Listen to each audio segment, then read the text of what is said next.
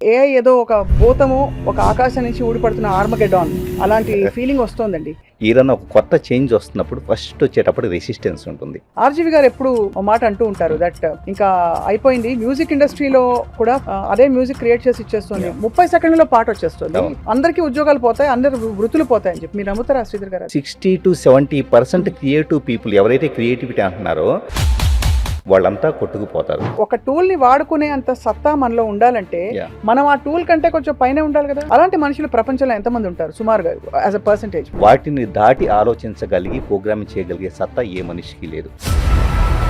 Highest level of creativity comes from that highest level of emotion which is nothing but your intuition. Map of consciousness అని ఒక ఇది ఉంటుంది. 400 కంటే below ఉంటే కనుక మనిషి యొక్క ఎనర్జీ మొత్తం డిప్లీట్ అయిపోతుంది. ఎలాన్ మస్క్ ఎగ్జాంపుల్ ఎందుకు వాడామంటే ఆయన ఎప్పుడైతే అసలు ఏ విధమైన డేటా అండ్ ఎవిడెన్సెస్ లేవో ఆ టైంలో సాహసాలు చేశాడు. ఆయన సవాల్ చేసి ఇలా ఎందుకు అవ్వకూడదు అన్నాడు. ఆర్జీవి గారు చెప్పినట్టు ఆయన ఫ్రీడమ్ ఎంజాయ్ చేశాడు. ప్రపంచవ్యాప్తంగా చేయబడింది ఏంటంటే పవర్ కోసం కానీ లేకపోతే కనుక డబ్బు కోసం కానీ ఇలాగ చాలా అథారిటీస్ వచ్చి మనుషులను తొక్కి పెట్టేసినాయి. ఇప్పుడు ఆల్మోస్ట్ ఏఐ హ్యూమనైజ్ అయిపోయింది. హ్యూమన్ బీయింగ్స్ కి అసలు రిలేషన్షిప్స్ సొసైటల్ బాండ్స్ అన్ని పోతాయా శ్రీధర్ గారు? 2003-4 దగ్గర జరిగింది కూడా మనం చూద్దాం. ఈ మొత్తంలో వచ్చేటప్పటికి వర్చువల్ సమాజాలు మాత్రమే బలిష్టంగా తయారైనాయి. వర్చువల్ సమాజాల్లో హ్యూమన్ టచ్ అనేది ఉండదు. మనిషి ఇండివిజువల్ ప్రయాణం ఎటువైపు అవుతుంది? సెల్ఫ్ సస్టెనెన్స్ వైపు వెళ్తుందా, ఎక్స్పాన్షన్ వైపు వెళ్తుందా, లేక రెజల్యూషన్ వైపు వెళ్తుందా? అసలు హ్యూమన్ ఎవల్యూషన్ లో మనిషి ఒకళ్ళొకళ్ళు కనెక్ట్ అయిపోయేసి వాళ్ళ యొక్క ఎక్స్పాన్షన్ చేసే పరిస్థితి ఎంతకాలం జరగల. దేవుడు, రిలీజియస్ ఇన్స్టిట్యూషన్స్ వీటికి ఏమవుతుందండి ఏఐ కంప్లీట్ గా ఫుల్ స్ట్రెంగ్త్ తో మనకి కనిపించిన తర్వాత మనుషులు నమ్మకాల ద్వారా కోల్పోతున్నాం అనే భావనకు వచ్చే అవకాశం త్వరలో ఉందండి. Welcome to this healthy journey with Swapna, exclusive గా మీ సుమన్ టీవీలో.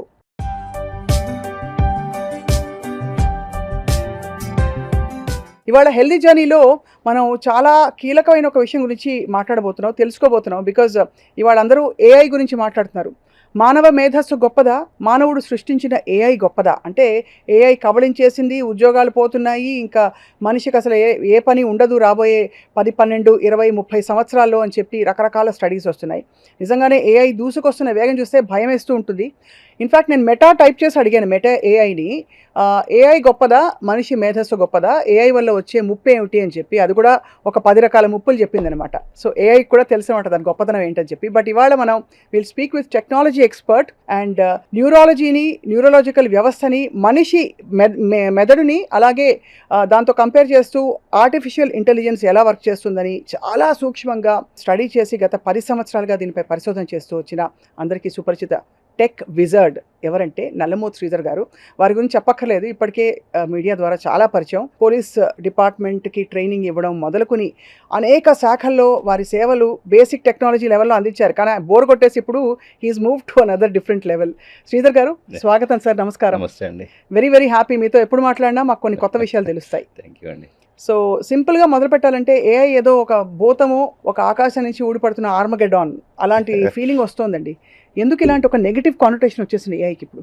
ఎలాంటి ప్రపంచవ్యాప్తంగా మనం గత 100-200 సంవత్సరాలుగా తీసుకున్నా కూడా హిస్టరీని తీసుకుంటే ఏదైనా ఒక కొత్త చేంజ్ వస్తున్నప్పుడు ఫస్ట్ వచ్చేటప్పుడు రెసిస్టెన్స్ ఉంటుంది. ఆ రెసిస్టెన్స్ తర్వాత ఫియర్ ఫ్యాక్టర్ ఉంటుంది. ఫియర్ ఫ్యాక్టర్ దగ్గర నుంచి ఓకే ఇది తప్పదో, దీంట్లో మనం ఎలా అడాప్ట్ అవుతాం అని చెప్పేసి ఉంటుంది. ఇప్పుడు మనం రెసిస్టెన్స్ ఫస్ట్ మనం ఎలా రెసిస్ట్ చేస్తున్నామంటే కొంతమంది వచ్చేటప్పటికి ఆర్టిఫిషియల్ ఇంటెలిజెన్స్ మనిషి కాదు, అదేమీ చేయలేదు అని చెప్పేసి రెసిస్ట్ చేస్తున్నారు. ఆ స్టేజ్ కొంతమంది భయపడుతున్నారు, ఎక్కడ ఉద్యోగాలు పోతున్నాయి ఎక్కడ. తర్వాత అడాప్ట్ అవటం స్టార్ట్ అవుతుంది. సో కాబట్టి ఉద్యోగాలు పోతున్నాయి అని చెప్పేసి అన్న దాంట్లో స్వప్నాకర్ ఒక జరుగుతుంది ఏంటంటే ఈ రోజు ఉన్న ఉద్యోగాల యొక్క బ్యాక్గ్రౌండ్ ఏంటో చూస్తే లాజికల్ థింకింగ్ ఏంటి, బ్రెయిన్లో ప్రీ ఫ్రంటల్ కార్టెక్స్ అని ముందు భాగంలో ఉంటుంది. కాగ్నిటివ్ స్కిల్స్ ఏంటి, కొన్ని పారామీటర్స్ ఇచ్చి ఈ కండిషన్లో ఏదో హాస్పిటల్ వాళ్ళు వచ్చేటప్పటికి ఒక ఐటీ కంపెనీకి ఒక ప్రాజెక్ట్ ఇస్తారు.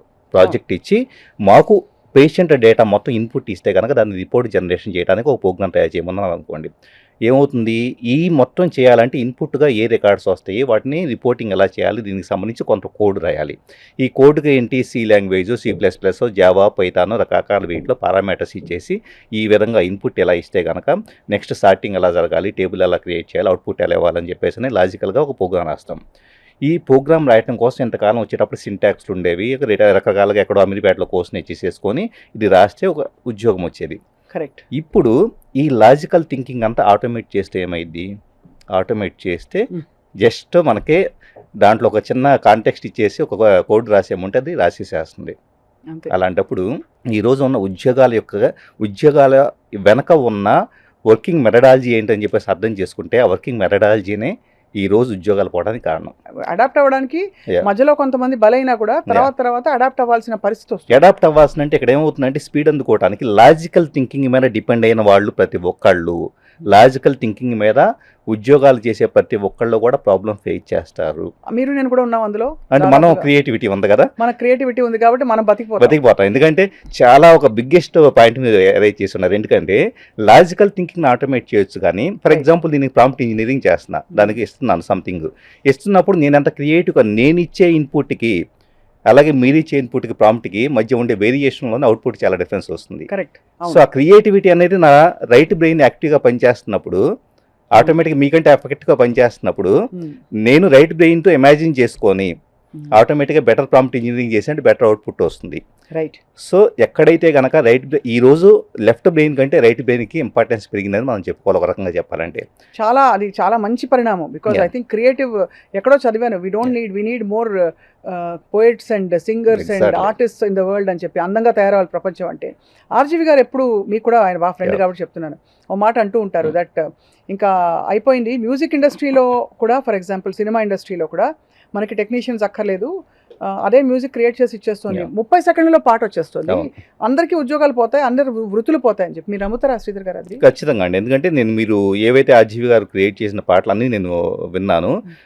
100% చాలా వరకు 60 to 70% క్రియేటివ్ పీపుల్ ఎవరైతే క్రియేటివిటీ అంటున్నారో వాళ్ళంతా కొట్టుకుపోతారు. బట్ ఇప్పుడే మీరు క్రియేటివిటీ రైట్ బ్రెయిన్ వాళ్ళకి పని ఉంటుందని చెప్పారు. ఎలాంటి పని? నాకు కావాల్సిన అవుట్పుట్ తీసుకురాగలిగేంత వరకే. నేను ఆర్టిఫిషియల్ ఇంటెలిజెన్స్ని ఎంత ఎఫెక్టివ్గా వాడుకోవాలో అలా వాడుకోవడానికి సంపన్నిగా ఒక 10 మంది కావాలి. 100 మంది నాకు క్రియేటివ్ కంటెంట్ క్రియేట్ చేసేవాళ్ళు అవసరం లేదు. అక్కర్లేదు. అవును. దాన్ని వాడుకునే వాళ్ళకి మాత్రమే పని ఉంటుంది. సో మీ క్రియేటివిటీ వాడుకోవడం ఎలా అని తెలుసుకునేంత అంతే. వరకు పరిమితం. అదొక టూల్ వచ్చింది. ఆ టూల్ వచ్చేటప్పటికి లెఫ్ట్ బ్రెయిన్ వాళ్ళకంటే కూడా రైట్ బ్రెయిన్ వాళ్ళకి బాగా కనెక్ట్ కాగలుగుతుంది. మ్మ్. నేను నా యొక్క ఎమోషన్తో నా యొక్క నేరేట్ చేసుకుంటే, ఉదాహరణకి నేను ఒక స్టోరీ టెల్లింగ్ అనేది ఒక క్యారెక్టరైజేషన్ చేయాలి. నేను ఫలానా ఒకప్పుడు చందమామ కథల్లో చదువుకునేవాళ్ళం. ఒక రాజు రాత్రి మారు వేషం వేసుకొని అలాగ రోడ్డు మీద వెళ్తూ ఉంటే కనుక ఒక అరుగు మీద పడుకున్న ఒక అతను చేశాడు. ఇంత నేరేషన్ చేసుకుంటా వెళ్ళి లైటింగ్ ఎలా ఉంది, అక్కడ ఏమి మనుషులు ఉన్నారు, ఇదంతా కూడా నేరేట్ చేసుకుంటూ వెళ్ళగలిగితే, అంత ఇమాజినేషన్ క్యాపబిలిటీ ఉంటే అది అద్భుతాలు చేయగలుగుతుంది. అది లేకపోతే ఏమవుతుంది? ఫర్ ఎగ్జాంపుల్ మీరే ప్రాంప్ట్ ఇంజనీరింగ్ చేయాలనుకుంటున్నారు, మీది ఓన్లీ లాజికల్ థింకింగ్, మీకేమి తెలియదు. సింపుల్గా 2 లైన్లు ఇచ్చి సీన్ క్రియేట్ చేయమంటే 100 రకాలు ఇస్తుంది. దాంట్లో ఒకటి కూడా మీకు కనెక్ట్ కాదు, మీ థీమ్ కనెక్ట్ కాదు. మ్మ్. సో ఏఐని వాడుకోవటానికి క్రియేటివిటీ ఉన్నవాళ్ళు అద్భుతంగా వాడగలుగుతారు. మ్మ్. అంటే ఒక టూల్ని వాడుకునే అంత సత్తా మనలో ఉండాలంటే Yeah. మనం ఆ టూల్ కంటే కొంచెం పైన ఉండాలి కదా. 100%. దాన్ని 100% అవపోసం చేసి అదే వాట్ ఎవర్ Yeah. మొత్తం దాన్ని అర్థం చేసుకున్న కెపాసిటీ ఉండే మనిషి ఉండాలి. అవును. అలాంటి మనుషులు ప్రపంచంలో ఎంతమంది ఉంటారు సుమారుగా యాజ్ అ పర్సంటేజ్? బికాస్ మనిషి మెదడు కేవలం 6% వాడుతున్నాం, 3% వాడుతున్నాం, ఇలా స్టడీస్ చాలా వచ్చాయి. సో ఎంతమంది ఆ హ్యాండ్ఫుల్ ఆఫ్ పీపుల్ ఉంటారు? 2 రకాలుగా చెప్పుకోవాలంటే, ఇప్పుడు మనం సరే క్రియేటివిటీ గురించి మాట్లాడుకున్నాం కాబట్టి, ప్రపంచవ్యాప్తంగా గత 1940 తర్వాత ఎప్పుడైతే ఇండస్ట్రియల్ రెవల్యూషన్ వచ్చిన తర్వాత మనిషిని వచ్చేటప్పటికి ఒక ప్రొడక్టివ్ మెషిన్, నువ్వు ఇంత కష్టపడితే ఇంత సంపాదిస్తే నీకు వాల్యూ ఉంటుందనే టైప్లో తీసుకొచ్చి ఉన్నారు. ఇప్పుడు ఏమైందంటే మనిషి ఆ తర్వాత కంప్యూటర్స్ వచ్చిన తర్వాత కూడా లాజికల్ థింకింగ్ వైపు, లేదా కష్టపడేసి స్ట్రెస్కి గురయ్యేసి మొత్తం తన యొక్క కోర్ ఎసెన్స్ని, తన ఎమోషన్స్ని, తన క్రియేటివిటీని చంపుకొని ఒక 10 నిమిషాలు ఒక చంద్రుడి కింద కూర్చొని మన సెల్ఫ్ రిఫ్లెక్షన్ కూడా లేని స్టేట్కి మనం వెళ్ళిపోయి ఉన్నాం. ఇప్పుడు ఏమైంది? క్రియేటివిటీ అనేది ఏ మనిషిలో లేదు, కేవలం హ్యాండ్ఫుల్ ఆఫ్ పీపుల్ దగ్గర మాత్రమే ప్రపంచవ్యాప్తంగా క్రియేటివ్ ఉన్నాయి. కాబట్టి ఏఐని వాడుకోగలిగేది అతి తక్కువ మంది మాత్రమే. ఇక రెండోది లాజికల్ థింకింగ్ పరంగా చూద్దాం. లాజికల్ థింకింగ్ పరంగా చూస్తే ఇప్పుడు ఉన్న ఏఐ మోడల్స్లో వాటిని దాటి ఆలోచించగలిగి ప్రోగ్రామింగ్ చేయగలిగే సత్తా ఏ మనిషికి లేదు. లేదా? 100% లేదు. ఎందుకు లేదంటే మనిషికి ఉన్న అతిపెద్ద లిమిటేషన్ అంటే అతని ఎమోషన్. సో అతనే మనిషి యొక్క లాజికల్ థింకింగ్ కాగ్నిటివ్ మొత్తాన్ని కూడా బ్రెయిన్లో అమిగ్డాలా ఎప్పుడైతే మనం ఏదైతే పరిణామ క్రమంలో అవును ఒక మనిషి ఏం చేశాడు, ఫస్ట్ వచ్చేటప్పటికి అక్కడ యానిమల్ ఇన్స్టింక్ట్ నుంచి వచ్చి ఉన్నాడు. వచ్చిన తర్వాత ఎమోషన్స్ డామినేట్ చేస్తాయి. నేను ఎంత తెలివిగాడలో వాటినైనా కూడా గొడవ జరిగేటప్పుడు నేను అబ్యూజ్గా మాట్లాడతాను తప్పించి, అంటే నా ఎమోషనల్కి వెళ్తాను తప్పించి, నాకు లాజికల్గా ఆలోచించగలుగుతాను, మేధస్సు ఉంది, లేకపోతే కనుక ఎవ్రీథింగ్ నేను చాలా డిప్లొమాటిక్గా మాట్లాడతానని చెప్పేసి అనేది పని చేయదు. ఎందుకు పని చేయదు? ఈ కాగ్నిటివ్ ఫ్రీ ఫ్రంటల్ కార్టెక్స్ డెవలప్మెంట్లో లేటుగా వచ్చింది. అవును. సో అమిగ్డాలా ఏదైతే ఉందో ఎమోషన్ సెంటర్ ఎమోషన్ డామినేట్ చేస్తుంది. మన ప్రతి నిర్ణయం కూడా ఇప్పుడు ఫర్ ఎగ్జాంపుల్ ఈ షో చేస్తూ ఉన్నాను. సో స్వప్న గారుతో నేను ఏం మాట్లాడగలుగుతాను, నాకేమొచ్చు సంథింగ్ అని చెప్పేసి నేను ఫీల్ అయ్యాను అనుకోండి. వచ్చి కూర్చున్న వెంటనే ఆటోమేటిక్గా ఆ పర్టికులర్ ఎమోషను నాలో ఉన్న నాలెడ్జ్ మొత్తాన్ని వైప్ అవుట్ చేసేస్తుంది. అంటే కబళించేస్తుంది. 100%. ఎందుకంటే ఆఫ్టర్ ఆల్ ఒక ఎమోషన్ అనేది చిన్న సెల్ఫ్ డౌట్ అనేది మనిషి మొత్తాన్ని నాశనం చేసేటప్పుడు అక్కడ మెషిన్ ఉంది, ఆర్టిఫిషియల్ ఇంటెలిజెన్స్. అదేం చేస్తుంది, దానికి ఎమోషన్స్ లేవు, ఏమీ లేవు, సింపుల్గా దానికి లాజిక్ అర్థమైపోయింది, లాజిక్తో క్రియేట్ చేస్తుంది. డేటా, లాజిక్, ప్రాసెసింగ్ అంతే, ప్రాసెసింగ్. సో దానికి ఎమోషన్స్ లేనప్పుడు నా యొక్క కాగ్నిటివ్ అంతా వచ్చేటప్పటికి ఎమోషన్స్ ఉన్నాయి కరెక్ట్గా లేకపోతే పూర్తిగా డెసిషన్ మేకింగ్ తగ్గించి లాజికల్ థింకింగ్ అంతా ఏం కరెక్ట్గా లేనప్పుడు నేను బెటర్గా ఉంటానా లేకపోతే ఏ బెటర్గా ఉంటుంది అంటే ఏ బెటర్గానే ఉంటుంది. సో మీ పాయింట్ వెల్ టేకెన్ శ్రీధర్ గారు. But I always feel, I believe emotion నుంచి వచ్చే హై లెవెల్ క్రియేటివిటీ ఏదైతే ఉంటుందో some times only thing is మీరు ట్రయల్ అండ్ ఎర్రర్ ఎన్నిసార్లు వాళ్ళ సక్సీడ్ అవుతారో తెలియదు. చాలా వరకు అమిగ్డాలా హైజాక్ అయిపోతుంది. ప్రేమలో పడ్డప్పుడు ఇన్ఫాక్ట్ జరిగేది అమిగ్డాలా హైజాక్ అట, సైకాలజిస్ట్ చెప్తారు. So highest level of creativity comes from that highest level of emotion, which is nothing but your intuition, which is not logical గా మీకు ఇండే 2-dimensional రియాలిటీలో ఉండడం కంటే హయ్యర్ థింకింగ్ నుంచే యోగులు, ఋషులు వాళ్ళందరూ కూడా దివ్య దర్శని అవన్నీ చేశారని చెప్పి దర్శనం చేశారు. చెప్పింది చాలా అద్భుతమైన పాయింట్ అండి. ఎందుకంటే మీరు అన్నది చాలా కరెక్ట్. కానీ ఎలాంటి ఎమోషన్స్లో 2 ఉంటాయి.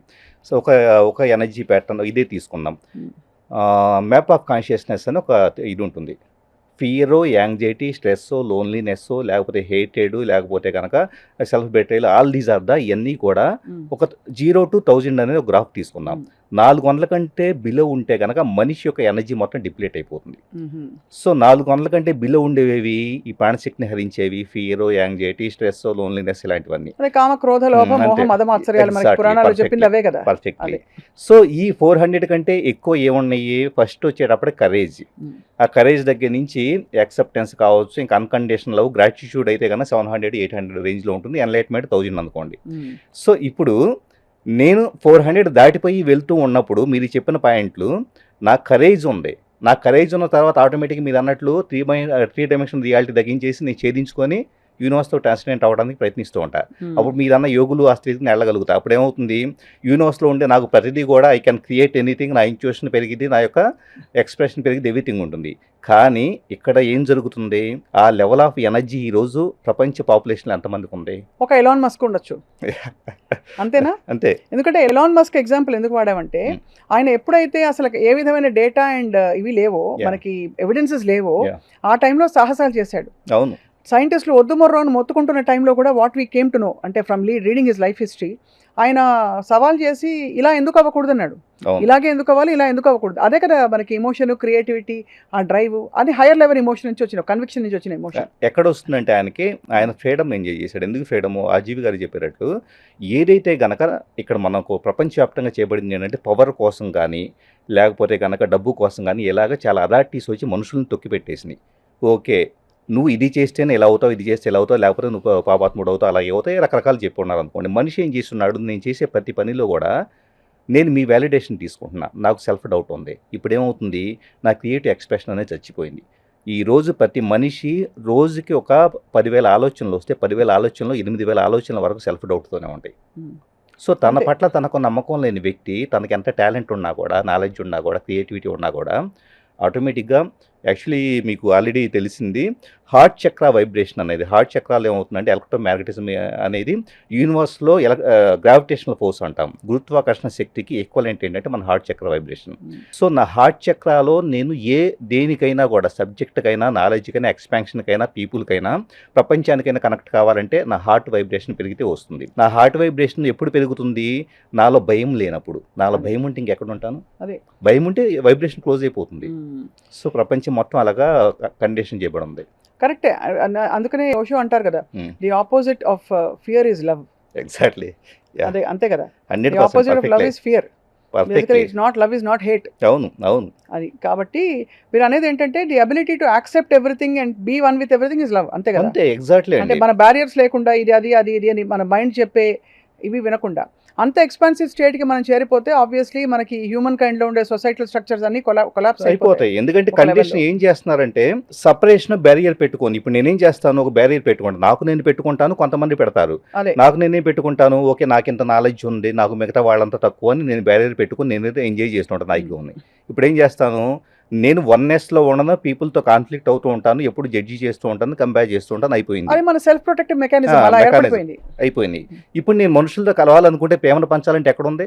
లేదు కదా. అప్పుడు నా హార్ట్ చక్ర వైబ్రేషన్ ఎక్కడ ఉంది? లేదు. నా క్రియేటివ్ ఎక్స్ప్రెషన్ ఉంది ఎక్కడ? లేదు. సో మనిషి లిమిట్ అయిపోయాడు. సో ఆ వైబ్రేషన్లో లేనంత వరకు మనకు ఉండే తెలివితేటలు ఎమోషన్ ఏదైతే ఉందో అది పనికిరాదు, ఏఐ పై చేయి తీసుకుంటుంది 100%. ఎందుకంటే మీకు 80% ఆఫ్ ద పీపుల్ ప్రపంచంలో అందరూ కూడా భయంగాను బిక్కుగా బతుకుతున్నప్పుడు, హార్ట్ చక్ర వైబ్రేషన్ ఎక్స్పాన్షన్ లేనప్పుడు క్రియేటివిటీ ఎక్కడి నుంచి వస్తుంది? క్రియేటివిటీ లేనప్పుడు ఏమవుతుంది? క్రియేటివ్ ఫీల్డ్ వచ్చేటప్పటికి ఏఐ ద్వారా కనీసం ప్రాంప్ట్ ఇంజనీరింగ్ చేసి దాన్ని వాడుకోవటం చేత కాదు, ఇకపోతే లాజికల్గా వచ్చి దాన్ని కొట్టే అవకాశం కూడా మనకు లేదు. అవును. కాబట్టి ఏంటంటే పూర్తిగా మనం భయపడతానే ఇంక బతకాలి ఏఐని చూసి. ఇప్పుడు ఆల్మోస్ట్ ఏఐ హ్యూమనైజ్ అయిపోయింది. మనకు కావాల్సిన కొద్దిపాటి ఎమోషన్, అయ్యో అలాగా, ఇదివరకు నాకు జ్వరం వచ్చింది ఏం చేయాలని ఒక క్వశ్చన్ వేస్తే మేబీ ఈవెన్ 1 year బ్యాక్ అది ఒకలా చెప్పేది ఆన్సర్, మీకు చాట్ జీపీటీయో ఇంకోటో అడిగితే. ఇప్పుడు అయ్యో అలాగా అని మనం ఏదైతే ఎక్స్పెక్ట్ చేస్తామో ఆ ఫుడ్ కూడా వేసే తత్వం దానిలోకి వచ్చేసింది. సో ఇప్పుడు మరి హ్యూమన్ బీయింగ్స్కి అసలు రిలేషన్షిప్స్, సొసైటల్ బాండ్స్ అన్నీ పోతాయా శ్రీధర్ గారు రాబోయే రోజుల్లో? స్వప్న గారు ఆల్రెడీ ఇప్పటికే చాలా పోయినాయి అండి. నిజంగా మనం చూస్తున్నాం కానీ ఇప్పటిదాకా చాలా మంది సోషల్ మీడియాకి అడిక్ట్ అయ్యారని ఏదో సంథింగ్ ఊరికి జస్ట్ ఒక పై లేయర్లో మనం డిస్కస్ చేస్తున్నాము, పాసివ్లీ ఆర్ యాక్టివ్లీ తప్పించి గత 10-15 సంవత్సరాలకు జరిగిన ఆర్కుడ్ దగ్గర నుంచి 2003-4 దగ్గర నుంచి జరిగింది కూడా మనం చూస్తే ఈ మొత్తంలో వచ్చేటప్పటికి వర్చువల్ సమాజాలు మాత్రమే బలిష్టంగా తయారైనాయి. వర్చువల్ సమాజాల్లో హ్యూమన్ టచ్ అనేది ఉండదు. నాకు ఉదాహరణ ఫేస్బుక్ ఒక 10,000 మంది ఉన్నారనుకోండి, ఫాలోవర్స్ ఫ్రెండ్స్ ఉన్నారనుకోండి. ఈ 10,000 మందితో హ్యూమన్ ఇంటరాక్షన్ లేనప్పుడు, కనెక్టివిటీ లేనప్పుడు ఏమవుతుందంటే కనుక వాళ్ళు షేర్ చేసేది వీటన్నిటిలోనూ ఏమవుతుంది, వాళ్ళు ఏదో సంథింగ్ ట్రిప్కి వెళ్ళారు, ఫోటో పెట్టారు, నేనేం చేస్తాను, నేను ఎదగలేకపోతున్నానే, నేను క్లోజ్ అయిపోతూ ఉంటాను. సో ఇలాగ మనుషులకు మధ్య బాండింగ్ క్రియేట్ కాకుండా జస్ట్ పీపుల్ వచ్చి డిస్కనెక్ట్ అయిపోతూ ఉన్నారు. సో డిస్కనెక్ట్ అయినప్పుడు ఏమైంది, మెల్లగా ఎమోషన్ పోయింది. ఈరోజు మీరు చూడండి, చాలామంది చిన్నపిల్లలు కానీ పెద్దవాళ్ళని కానీ ఒక 10 ఏళ్ల తర్వాత కలిశారనుకోండి, కలిసిన తర్వాత 10 ఏళ్ల పాటు, ఒకప్పుడు 10 ఏళ్ల పాటు తర్వాత కలిస్తే హక్ చేసుకొని చాలా ప్రేమగా, కొంతమందికి కళ్ళమ్మ నీళ్లు కూడా వచ్చేవి. అవును. ఇప్పుడు లేదు. ఇప్పుడు ఎవరికి కళ్ళమ్మ నీళ్ళు రావట్లేదు. లేదండి, కళ్ళమ్మ నీళ్లు రావటాన్ని అది పెద్ద పాపలా ఫీల్ అవుతున్నారు. అంతే, కరెక్టే. అంటే ఆ ఎమోషన్ అయిపోయింది పూర్తిగా. అంటే కళ్ళమ్మ నీళ్లు వస్తే కనుక ఇంకా వీళ్ళేదో సంథింగ్ గ్రహాంతర వాస్తులు వచ్చినట్లుగా ఫీల్ అవుతూ ఉన్నారు. హ్యూమన్ టచ్ ఎంత బాగుండేది, ఎంత ఇది ఉండేది కూడా పీపుల్ గుర్తులేదు. అంటే మనకు తెలియకుండా ఎంత మెకనైజ్ అవ్వబడ్డాం అన్నది అర్థం చేసుకోవచ్చు. సో మరి ఇంకా ఏఐ వచ్చిన తర్వాత ఇంకా అదే చిన్న మనం ఎక్స్పెక్ట్ చేస్తున్నా కూడా చెప్పేసేస్తే కనుక అయ్యో పాపం నేను కింద పడ్డాను కొద్దిగా, లేదా నన్ను ఎవరో కాలేజీ కురాడు అంటాడు, నా కాలేజీలో వచ్చేది చిన్న అవమానం జరిగిందని దానికి ప్రాంప్ట్లో ఇస్తాడు. సో నువ్వు ఎలా చెయ్యి, ఓకే నేను నీకు సపోర్ట్గా ఉన్నానని చెప్పేసి చాట్ బోర్డ్ చెప్పింది అనుకోండి, అతనికి వాళ్ళ ఫాదరో, వాళ్ళ ఫ్రెండో, వాళ్ళ మదరో అంతకంటే గొప్పగా ఏమి చెప్పట్లేదు కాబట్టి ఆటోమేటిక్ ఇది కూడా యాక్సెప్టబుల్. ఇది యాక్సెప్టబుల్. రెండోది, అక్కడ ఉండే అంత బ్యాగేజ్ ఇక్కడ ఎందుకు వెళ్ళేవరా నువ్వు, ఈ క్వశ్చన్స్ కూడా ఉండవు. అవును, ఎవరు అక్కడికి మళ్ళీ రివర్స్ ఇచ్చేస్తూ ఉంటారు కదా. సో ఒక టాప్ లెవెల్ అనలిస్ట్గా మీరు చూస్తే మనిషి ఇండివిజువల్ ప్రయాణం ఎటువైపు అవుతుంది? సెల్ఫ్ సస్టెనెన్స్ వైపు వెళ్తుందా, ఎక్స్పాన్షన్ వైపు వెళ్తుందా, లేక డెజల్యూషన్ వైపు వెళ్తుందా అసలు హ్యూమన్ కైండ్? అంటే ఒక అండర్స్టాండింగ్ స్వప్న గారు నాకు వచ్చింది ఏంటంటే, ఓవరాల్ చూస్తే నేను యాక్చువల్లీ అద్వైతము వీటన్నిటిని, అంటే మనిషి ఎప్పుడు కూడా ఇప్పటిదాకా ఏం జరిగేదంటే మనుషులంతా నా చుట్టూ కొంతమంది ఫ్రెండ్స్ ఉన్నారు, కుటుంబ సభ్యులు ఉన్నారు, ఇదంతా ఉన్నారు. ఇప్పటిదాకా సొసైటీ అలా ఎవాల్వ్ అయింది కదా. మనం పెద్ద ఫ్యామిలీస్ దగ్గర నుంచి ఇప్పుడు మైక్రో ఫ్యామిలీస్, ఆ తర్వాత ఇద్దరు భార్యాభర్తలే ఉండే కండిషన్ దగ్గర నుంచి ఇప్పుడు వాళ్ళు కూడా సపరేటెడ్గా ఎవరి ఫోన్లో వాళ్ళు బతికే టైం వచ్చింది కదా. దీంట్లో నాకు అర్థమైన విధానం ఏంటంటే, హ్యూమన్ ఎవల్యూషన్లో మనిషి ఒకళ్ళొకళ్ళు కనెక్ట్ అయిపోయేసి వాళ్ళ యొక్క ఎక్స్పాన్షన్ చేసే పరిస్థితి ఎంతకాలం జరగల. ఎందుకంటే ఆ మోడల్ ఫెయిల్యూర్ అన్న విషయం అర్థమైంది. సో మోడల్ ఫెయిల్యూర్ అయినప్పుడు ఏం జరుగుతుంది, యూనివర్సల్ ఇంటెలిజెన్స్ ఎప్పుడు కూడా ఏం చేస్తుందంటే, నాట్ ఓన్లీ హ్యూమన్ బీయింగ్, ప్రపంచంలో ఏదన్నా జరగనేయండి, so all the dynamics of the universe ఏం చేస్తుందంటే ఎనర్జీ ప్యాటర్న్స్ని రకరకాలుగా ఈ కాంబినేషన్ ఇలా తీసుకొచ్చేసి మొత్తం ఎనర్జీస్ ఒక కూడగలుపుతుంది. అది వర్కౌట్ కాకపోతే దాన్ని మళ్ళీ డిస్హార్మోనీ క్రియేట్ చేసేసి ఇంకొక మోడల్లోకి తీసుకెళ్ళింది. సో ఇప్పుడు జరుగుతున్న థింగ్ నాకు అర్థమవుతుంది, ఇది మ్యాక్రో లెవెల్లో చూస్తే ఈ పీపుల్ మొత్తము కూడా దగ్గరికి తీసుకొచ్చేసి వీళ్ళంతా కలిసి వన్నెస్గా చేరుకునే అవకాశము కనపడలేదు. కాబట్టి సో మనుషులతో మీకు వర్కౌట్ కాదు, మీకు మీరుగా అది యోగత్వం అనుకోండి, లేకపోతే ప్రాక్టీస్ అనుకోండి, మనుషుల్లో అవసరం లేదనుకోండి, ఏదనుకోండి, మీ సఫరింగ్ ఏదో మీరే పడండి, అవసరంలా ఇక్కడ ఎవరు అవసరంలా. ఒక చాట్ బోట్ లాంటి వాటిని నమ్ముకొని ఇంకా వెళ్ళండి. కొన్నాళ్ళుగా చాట్ బోట్లు కూడా బోర్ కొట్టేసేస్తాయి. అప్పుడు నువ్వు నీ సఫరింగ్ నువ్వు పడేసేసి నువ్వు ఓకే భూమి మీదకి వచ్చాను, ఐ హ్యావ్ టు ఎవాల్వ్, నేను ఏ ఛాలెంజ్ అయినా ఫేస్ చేయాలి, ఒక్కడిగా ఫేస్ చేయాలి, నాకు మనుషులు ఉండరు, ఎవరు ఉండరు, పరిస్థితులు ఉండవు, ఓకే నేను ఎన్లైటన్ అయిపోయాను, అన్ని భావోద్వేగాలు నేను చేసి రిలీజ్ అయిపోయాను అనే స్టేజ్కి వచ్చేస్తారు. అంటే ఇంత ఇది దాదాపు వింటుంటే కొంచెం సాటిస్టిక్ గానే ఉంది. కానీ ఇది ఎవరు ప్రోగ్రామ్ చేసినట్టు, మనం ఎవరి మీద నువ్వే చేసావు, ఇప్పుడు దేవుడిని మనం వెళ్ళి ప్రశ్నిస్తాం, ఎందుకు ఇలా చేసావు దేవుడా నీకంటే, అంటే అన్ని శుక్రవారాలు ఉపవాసాలు ఉన్నాను, అది ఉన్నాను, అయినా కూడా ఇలా జరుగుతుందంటే who has actually created this catastrophe? ఇక్కడే మన ప్రాబ్లం ఏంటంటే మనం ప్రతిదాన్ని ఒక హ్యూమన్ బీయింగ్ లెవెల్లో చూస్తూ ఉంటాం. యాక్చువల్లీ భూమి మీద ఒక మనిషి చేసే అతి పెద్ద తప్పు ఏంటంటే, నేను ఇక్కడ కూర్చొని నేను చూసి ఒక చంద్రగ్రహానో సూర్యగ్రహానో గురుగ్రహానో అదేంటో అక్కడ ఏం మ్యాటర్ ఉంటే ఏ వాయువులు ఉంటాయో ఏముంటాయో నాకేమీ తెలియదు. నేను సింపుల్గా వచ్చేటప్పటికి దాన్ని బ్లేమ్ చేస్తుంటా ఉదాహరణకి. సో అక్కడ ఏదో సంథింగ్ ఒక చిన్న ఇది వచ్చింది అనుకోండి, సో గ్రహణం వస్తే గ్రహణాన్ని బ్లేమ్ చేస్తూ ఉంటాను, ఇంకో దాన్ని బ్లేమ్ చేస్తూ ఉంటాను. అంటే హ్యూమన్ పర్సెప్షన్ ఎంత లిమిటెడ్ అర్థం చేసుకోండి. ఇక్కడ ఎవరో వచ్చి మనం లేదో చేస్తున్నారని చెప్పేసి అనేది అతిపెద్ద మాయ.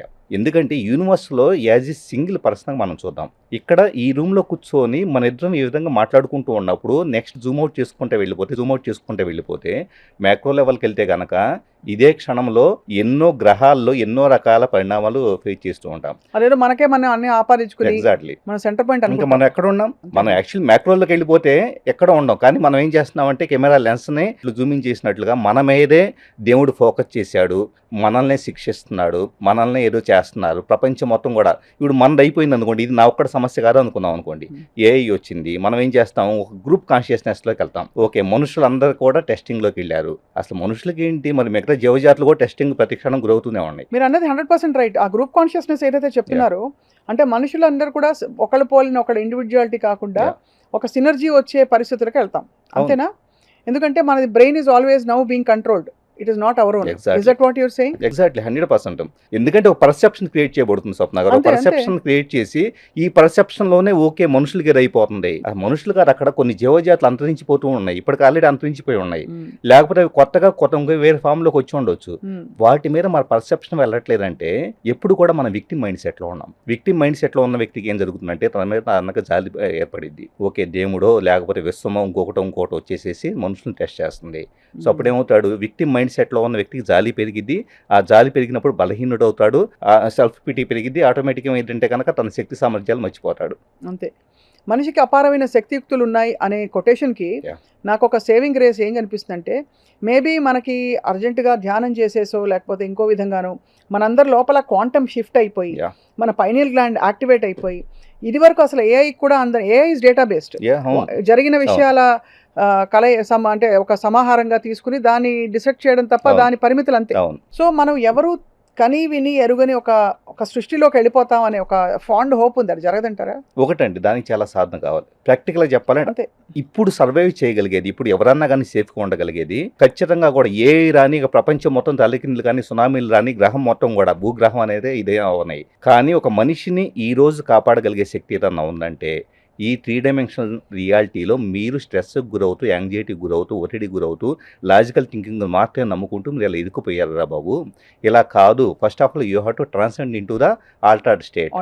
అంతే కదండి. 100%. ఆల్టర్డ్ స్టేట్కి వెళ్తే ఏమవుతుంది, ఇప్పుడు ఈ ఎనర్జీ ప్యాటర్న్ అనేది యాక్చువల్లీ నేనేం చేస్తాను అంటే కొన్ని ప్రాక్టీసెస్లో ఈ రియాలిటీలో నాకు తెలిసిన వ్యక్తిలో నాకు తెలిసిన పరిస్థితుల్లో వీటన్నిటితో ఏం చేస్తున్నాను, ఈ రోజు లాగే రేపు లాగే ఎల్లుండి క్రియేట్ చేసుకుంటున్నాను. ఎందుకంటే same emotions, same behaviours, same actions ఉంటాయి, ఆటోమేటిక్గా సేమ్ కెన్ బి రిప్లికేటెడ్. నేనేం చేస్తాను కొన్ని ప్రాక్టీసెస్లో యోగులు కానీ ఇప్పుడు మీరు కొన్ని ప్రాక్టీసెస్ చేస్తుంటారు, ఇవన్నీ ఎక్కడికి వెళ్తూ ఉంటాయి, ఈ స్టేట్ నుంచి 3 డైమెన్షన్లో టైము, స్పేస్, మైండ్, బాడీ వీటిని ఓవర్కమ్ చేసి యూనివర్సల్ కాన్షియస్నెస్లోకి వెళ్తే క్వాంటమ్ ఫుల్ ఆఫ్ ఎనర్జీస్ ఉంటాయి. విశ్వం మొత్తం మీద 25% మాత్రం విజిబుల్ మ్యాటర్ ఉంది, రిమైనింగ్ 75% ఇన్విజిబుల్ మ్యాటర్. 75%లో 10% వచ్చేటప్పుడు dark energy, 25% dark matter. So వీటన్నిటిలో మనం చూసే వీటిని ఎప్పుడు మనం ఎక్కడే రియాలిటీలో అది కూడా ఈ మొత్తం దీంట్లో 25%లో మనం చూసేది మన చుట్టూ ఉండే మన పక్కన ప్లాట్లో వాళ్ళు, మన కొలీగ్స్, మన ఫ్రెండ్స్ తిప్పి కొడితే 100 మంది ఉంటారు అంతే. ఈ 100 మందిలో రియాలిటీలో ఉంటే సేమ్ ఇదే రియాలిటీ రేపు రిప్లికేట్ అవుతుంది. సో మనం బేసిక్గా సింపుల్గా చెప్పాలంటే ఈ బాటిల్ వాటర్ చూసి ఇదే సముద్రం అనుకుంటున్నాం. Perfectly. So but okay, so మరి ఆర్టిఫిషియల్ ఇంటెలిజెన్స్ మన ఇప్పుడు ఆల్రెడీ మనకి కొన్ని రీల్స్ చూస్తే సింపుల్గా common man point of view నుంచి అవే వస్తుంటాయి రికమెండేషన్స్. సో ఆల్రెడీ మన data is being constantly decoded and మనకేదో ఒక ట్విన్ సెల్ఫ్ ఈస్ క్రియేటెడ్ ఏఐలో which is not visible to us. అది మన కోసం డెసిషన్స్ తీసి మన ఆలోచనలను కూడా కబళించే పరిస్థితికి వెళ్ళిపోతాం అనే ఒక దారుణమైన కాన్స్పిరసీ థియరీని విన్నాను. ఇది రియలా? ఫస్ట్ మైండ్ ఇదేంటంటే ఫెమిలియారిటీని ఎక్కువగా యాక్సెప్ట్ చేస్తుంది. అంతే కదా, లాజికల్, మేక్ సెన్స్. సో ఎక్కడైతే ఇప్పుడు ఫర్ ఎగ్జాంపుల్ ఏదో పెళ్ళికి వెళ్ళామండి, ఏదో ఫంక్షన్కి వెళ్ళి ఉన్నాం, వెళ్ళంగానే మనం చేసేది ఏంటంటే అక్కడ 100 మంది టోటల్గా ఉంటే కనీసం ఒక్కళ్ళన్నా మనం తెలిసిన వాళ్ళు ఉన్నారని అటు ఇటు దిక్కులు చూస్తాం. సో అంటే ఫెమిలియర్గా ఉంటే కనుక అప్పుడు మాత్రమే కంఫర్ట్ ఫీల్ అవుతాం. సో ఫెమిలియారిటీ అనేది ఏంటి? నా ఫెమిలియారిటీ నాకు నచ్చే ఇంట్రెస్ట్లో, నాకు నచ్చే ఇప్పుడు యూట్యూబ్లో చూసేవో రీల్స్లో చూసేవో నాకు నచ్చే కంటెంట్. ఫెమిలియారిటీ కనపడంగానే బ్రెయిన్లో వచ్చేటప్పుడు న్యూరల్ నెట్వర్క్స్ మధ్య వెంటనే ఫైరింగ్ జరుగుతూ ఉంటుంది. న్యూరోకెమికల్ యాక్టివిటీ కావచ్చు, ఎలక్ట్రిక్ ఇంపల్సెస్ కానీ పెరుగుతాయి. పెరిగినప్పుడు ఏమవుతుందంటే ఒక్కసారిగా డోపమైన్ రిలీజ్ అవుతుంది. ఓకే, నీకు నచ్చింది ఏదో, నీకు కంఫర్టబుల్ వీడియో చూసావు, రీల్ చూసావు, నీ కంఫర్టబుల్ వ్యక్తి ఏదో రీల్ చేశాడని ఒక్కసారిగా ఏమవుతుందంటే మొత్తం బ్లర్ అయిపోతుంది. బ్లర్ అయిపోయేసి కలిసిన కంటెంట్ మాత్రమే నాకు చూపించబడుతుంది. వాళ్ళు ప్రొఫైలింగ్ చేస్తారు కాబట్టి ఏవైతే ఈ కంపెనీస్ వాళ్ళు అవే చూపిస్తూ ఉన్నారు. నా ఫెమిలియారిటీకి నాకు నచ్చే బై డిఫాల్ట్ నేచర్ ఉంది కాబట్టి నేను దాన్ని కనెక్ట్ అవుతున్నాను. ఇప్పుడు ఏమైంది? నా ఇంటెలిజెన్స్ కోల్పోయాను. నా ఇంటెలిజెన్స్ ఏంటి? ఇదే కాదు ఇంకా చాలా ఉంది. అదే యూట్యూబ్లో, అదే దీంట్లో ప్రాంప్టింగ్ వస్తుంది లోపల నుంచి. ఆ ప్రాంప్టింగ్ ఉంటుంది కానీ ఫెమిలియారిటీ వైపు వెళ్ళిపోతాం, ప్రోగ్రామింగ్ వైపు వెళ్ళిపోతాం. ఎందుకంటే ఫెమిలియారిటీలో కంఫర్ట్ ఉంటుంది కదా. ఫెమిలియారిటీలో వచ్చేటప్పటికి మనకి ఎక్కడ డిస్కంఫర్ట్ ఉండదు. డిస్కంఫర్ట్ మనకి ఇష్టం ఉండదు, మన మైండ్ ఇష్టం ఉండదు. Fear, 100% fear. ఏదో సంథింగ్ వేరే వీడియో చూస్తే, వేరే రీల్ చూస్తే అనవసరం టైం వేస్ట్, అది చూడవచ్చో లేదో, లేకపోతే మనకు నచ్చిద్దో లేదో అని చెప్పేసి ఇది మనకు నచ్చని వ్యక్తి గురించి అని అన్ని పక్కన పెడితే ఎక్కడన్నా ఎవరో వస్తున్నారు, స్వప్న గారు అక్కడి నుంచి నడుచుకుంటా వస్తున్నారు, అతను ఇక్కడ దాకా వచ్చి మన మీద ఏదో దాడి చేస్తాడని భయపడతా ఉంటాను చూసారా. తెలిసిన వాళ్ళైతేనేమో రావాలని చెప్పేసి దగ్గరికి వెళ్ళాలని మనం ఎదురు వెళ్తాం. తెలియని వాళ్ళైతే దగ్గరికి వస్తుంటే ఎంత భయపడతాం చూసారా. ఫెమిలియారిటీకి మనిషి ఎంత అతుక్కుపోతాడు, అది ఎంత మాయ అన్న దానికి ఒక ఎగ్జాంపుల్ అది. సో ఇప్పుడు బ్రెయిన్ వైరింగ్ ఫర్ ఎగ్జాంపుల్, ఈ టైంలో ఎవరో వస్తున్నారు, దాడి చేస్తాడని మీ బ్రెయిన్ వైరింగ్, మీ డిఫెన్స్ మెకానిజం ఏదైతుందో అలర్ట్ చేస్తుంది. ఏదో పాస్ట్ డేటాలో ఏదో అటువంటి వ్యక్తితో దాని పోలిన సంఘటన ఏదో జరుగుంటే అక్కడి నుంచి లాగి చూడబ్బాయి ఎవడో వస్తున్నాడు చూడు అని చెప్పి అలర్ట్ చేస్తుంది. ఎలా బిహేవ్ చేస్తుంది ఇదే టైంలో? ఏం బిహేవ్ చేయదు. ఏ పరంగా వచ్చేటప్పటికి అది సింపుల్గా ఇదే కండిషన్ ఇచ్చేసి, ఏని ఒక మనిషి అనుకున్నాం, ఒక మనిషి అనుకొని నీకు ఈ కండిషన్ ఇస్తే నాకేం సంబంధం లేదు, హ్యాపీగా నేను లాజికల్గా ఆలోచించి లాజికల్లో డెసిషన్ మాత్రం తీసుకుంటా ఉంటుంది. కానీ మనం ఏం చేస్తున్నాం, ఎమోషన్ నుంచి డెసిషన్ తీసుకుంటాం. వెంటనే ఒకసారి బిక్కుమంటానో, లేకపోతే అక్కడి నుంచి మెల్లగా పక్కకి వెళ్ళిపోయేసో, లేకపోతే వస్తే కనుక అతను ఏదో హార్ట్ఫుల్గా ఏదో పాపం అడ్రస్ చెప్పండి అంటాడు. మన అడ్రస్ చెప్పడం కాకుండా అతను మనం ఇచ్చే రెస్పాన్స్ కూడా భయంగా ఉంటుంది. అంటే ఎమోషన్ అనేది అక్కడ మనకి ఇబ్బంది పెట్టింది. మోడర్న్ స్పిరిచువాలిటీ ఏం చేస్తుంటే మీకు నెగటివ్గా ఉండే ఫియర్ని పాజిటివ్గా మారుస్తుంది తప్ప, పాజిటివ్గా మేబీ నీకు గిఫ్ట్ ఇవ్వడానికి వస్తున్నాడేమో అలా ఆలోచించి అంటుంది తప్ప, అది కూడా ఒక లేబుల్ పెట్టమంటుంది. కానీ ఈ రెండింటికి అతీతంగా, అంతే 100% అతీతం, అసలు ఏమాత్రం ముద్ర లేకుండా మ్యాటర్ ఆఫ్ ఫ్యాక్ట్గా ఉంటుంది. అందుకనే కదా ఇప్పుడు మనకి మనిషి కంటే ఏకి ఎందుకు అడ్వాంటేజ్ అని చెప్పుకుంటున్నాం అంటే, ఏకి ఎమోషన్ లేదు, దానికి భయం లేదు. మనం ఏం చేస్తున్నాం, చిన్నప్పటి నుంచి భయాన్ని, ఓవర్ యాక్షన్ కూడా లేదు కదా ఏఐకి. అంతే, అంటే అన్ని పాజిటివ్గా ఆలోచించాలి. పొద్దున్న లేవగానే కొటేషన్లు వస్తాయండి బోల్డ్, థింక్ పాజిటివ్, బీ పాజిటివ్. అంటే తప్పులేదు, మంచిది, అది మంచి సంకల్పమే. బట్ ఈ సో కాల్డ్ పాజిటివిటీలో మనం ఏం చేస్తాం, అది కూడా ఒక మాయ. వీఆర్ ట్రైంగ్ టు పైన ఆయింట్మెంట్ పోస్తున్నామండి. మీకు లోపల ప్రతి మనిషిలో పాజిటివిటీ అనే వాళ్ళలో లోపల ఆ పాజిటివిటీ పక్కన పెట్టండి. 50, 60, 70 ఇయర్స్ వచ్చేటప్పటికే లోపలన్నీ అగాధాలు ఉంటాయి, లోపలన్నీ మొత్తం స్కార్స్ ఉంటాయి. వీటిని అన్నీ బయటకు వస్తూ ఉంటాయి. ఈ పాజిటివిటీ అన్నీ కొట్టుకుపోతాయి. కొట్టుకుపోయిన తర్వాత వాటిని రిజాల్వ్ చేసుకోకపోతే, ఎప్పటి నుంచి ఎమోషనల్ బ్లాక్స్, మెంటల్ బ్లాక్స్ ఉంటాయి చూసారా, వాటిని రిజాల్వ్ చేసుకోలేకపోతే అది నిజమైన నరకం. చాలా బ్యూటిఫుల్గా చెప్తున్నారు శ్రీధర్ గారు. అయితే మనకి సైకాలజీ, సైకియాట్రీలో కాగ్నిటివ్ బిహేవియర్ థెరపీ అని ఉంది, సిబిటి. ఆ సిబిటి ద్వారా ఏంటంటే మన న్యూరల్ పాత్వేస్ ఇస్తున్న ఇన్ఫర్మేషన్ ఎలా ఇంటర్ప్రిట్ చేస్తుంది brain based on the past data, trauma response నుంచి వస్తుందా, ఎలా వస్తుందని చెప్పి అది మళ్ళీ రీథింక్ చేసే ఒక ఇది ఉంది. అలా మనం ఇలా తయారవడానికి మనకి ఏమైనా టూల్స్ ఉన్నాయా ప్రస్తుతం అవైలబుల్? మనం రీప్రోగ్రామ్ చేసుకోవాలి మన మైండ్ని, లేకపోతే మన వే ఆఫ్ బీయింగ్ని. అందరం ఎలాగో ఫిజికలీ పోతాం, అది వేరే సంగతి. ఉన్నంతకాలం సరే మనం కూడా తోపులం అని తెలుసుకోవడానికి అంతా. అంటే మెయిన్ స్వప్న గారు ఏమవుతుందంటే, morning to evening altered state of consciousness దీన్ని కూడా ఎగ్జాంపుల్. ఇప్పుడు నేను ఫియర్ఫుల్గా ఉన్నాను అనుకోండి, ఫియర్ఫుల్ ఎక్కడి నుంచి స్టార్ట్ అవుతుంది, నా ఫియర్ టువార్డ్స్ ఏంటి? ఫియర్లో ఏముంటాయి? ఇప్పుడు ఫర్ ఎగ్జాంపుల్ ఒక మనిషి మనల్ని యాక్సెప్ట్ చేస్తారో లేదో, మనల్ని జడ్జి చేస్తారేమో, నా నాలెడ్జ్ సరిపోదేమో, ఇలాగ చాలా వాటిలో మన భయాలు ఉంటాయి. లేకపోతే ఎవరిని వచ్చి అటాక్ చేస్తాం, ఇలాంటివి. ఈ ఫియర్ని మీరు అన్నట్లు సిబిటీతోనూ ఇంకో మెథడ్తోనూ రిప్లికేట్ చేయాలనుకుంటే ఎలా చేయగలుగుతామంటే మార్నింగ్ టు ఈవినింగ్ పడుకునేంత వరకు కాన్షియస్లో ఎంత పర్సంటేజ్ ఆఫ్ మీరు ఒక చిన్న ఎగ్జాంపుల్ చెబుతాను. 30 frames per second అనేది చేస్తే ఒక సెకండ్ మూవీ వస్తుంది, అంతే కదా? అంతే. ఒక ఫోటోలో నేను హ్యాపీగా ఉన్నా, ఆ పక్క ఫోటోలో కూడా హ్యాపీగా ఉన్నా, 20 ఫోటోల తర్వాత వచ్చేటప్పటికి 20 frames తర్వాత నా ఫేస్ సాడ్గా తయారైంది. ఇలా చేసుకుంటే వెళ్ళిపోతే ఇప్పుడు ఈ క్షణం నా మానసిక స్థితి, నా ఓవరాల్ వెల్బీయింగ్, నా ఇంటర్నల్ స్టేట్ ఆఫ్ మైండ్ ఎలా ఉందంటే చాలా ధైర్యంగా ఉందనుకోండి. ఈ ధైర్యాన్ని నేను రోజంతా మెయింటైన్ చేయగలిగితే, నెల రోజులు, 6 నెలలు, సంవత్సరం పాటు మెయింటైన్ చేయగలిగితే కంప్లీట్ ఇంటర్నల్గా ఉండే సబ్ కాన్షియస్ ప్రోగ్రామింగ్స్ అంతా కొట్టుకుపోతాయి. కానీ నేను ఏం చేస్తున్నాను కాన్షియస్గా నాకు అర్థమైనంత వరకు ఓకే నేను ధైర్యంగా ఉండాలి, ఓకే సో ఇప్పటి నుంచి నేను రీప్రోగ్రామింగ్ చేసుకోవాలి, నా యొక్క పాత దీన్ని చేంజ్ చేసుకోవాలని కాన్షియస్ డెసిషన్ ఎప్పుడు తీసుకోగలుగుతున్నాను, నాకు గుర్తు వచ్చినప్పుడు. అంటే టోటల్ అవైలబుల్ అయిన టైం ఫ్రేము, దీంట్లో number of frames per second, వీటన్నిటిలో నేను మార్చుకోవాలనుకునే ప్రయత్నం ఎంత ఉందంటే కనుక ఒక అట్లీస్ట్ 0.1% కూడా ఉండదు. మరి మిగతా 99.9% ఏదైతే ఉందో అది వచ్చేటప్పుడు భయంగా ఉంటే ఏం మార్చగలుగుతాం? కొత్తగా క్రియేట్ చేయొచ్చు తప్ప పాతదాన్ని పట్టి మనం పిండి పట్టి తిప్పి దాన్ని బండకేసి బాధినా కూడా అది అక్కడే ఉంటాం. ఇప్పుడు మీరు అన్నట్లు సిబిటి ఏంటి, it's a kind of practice.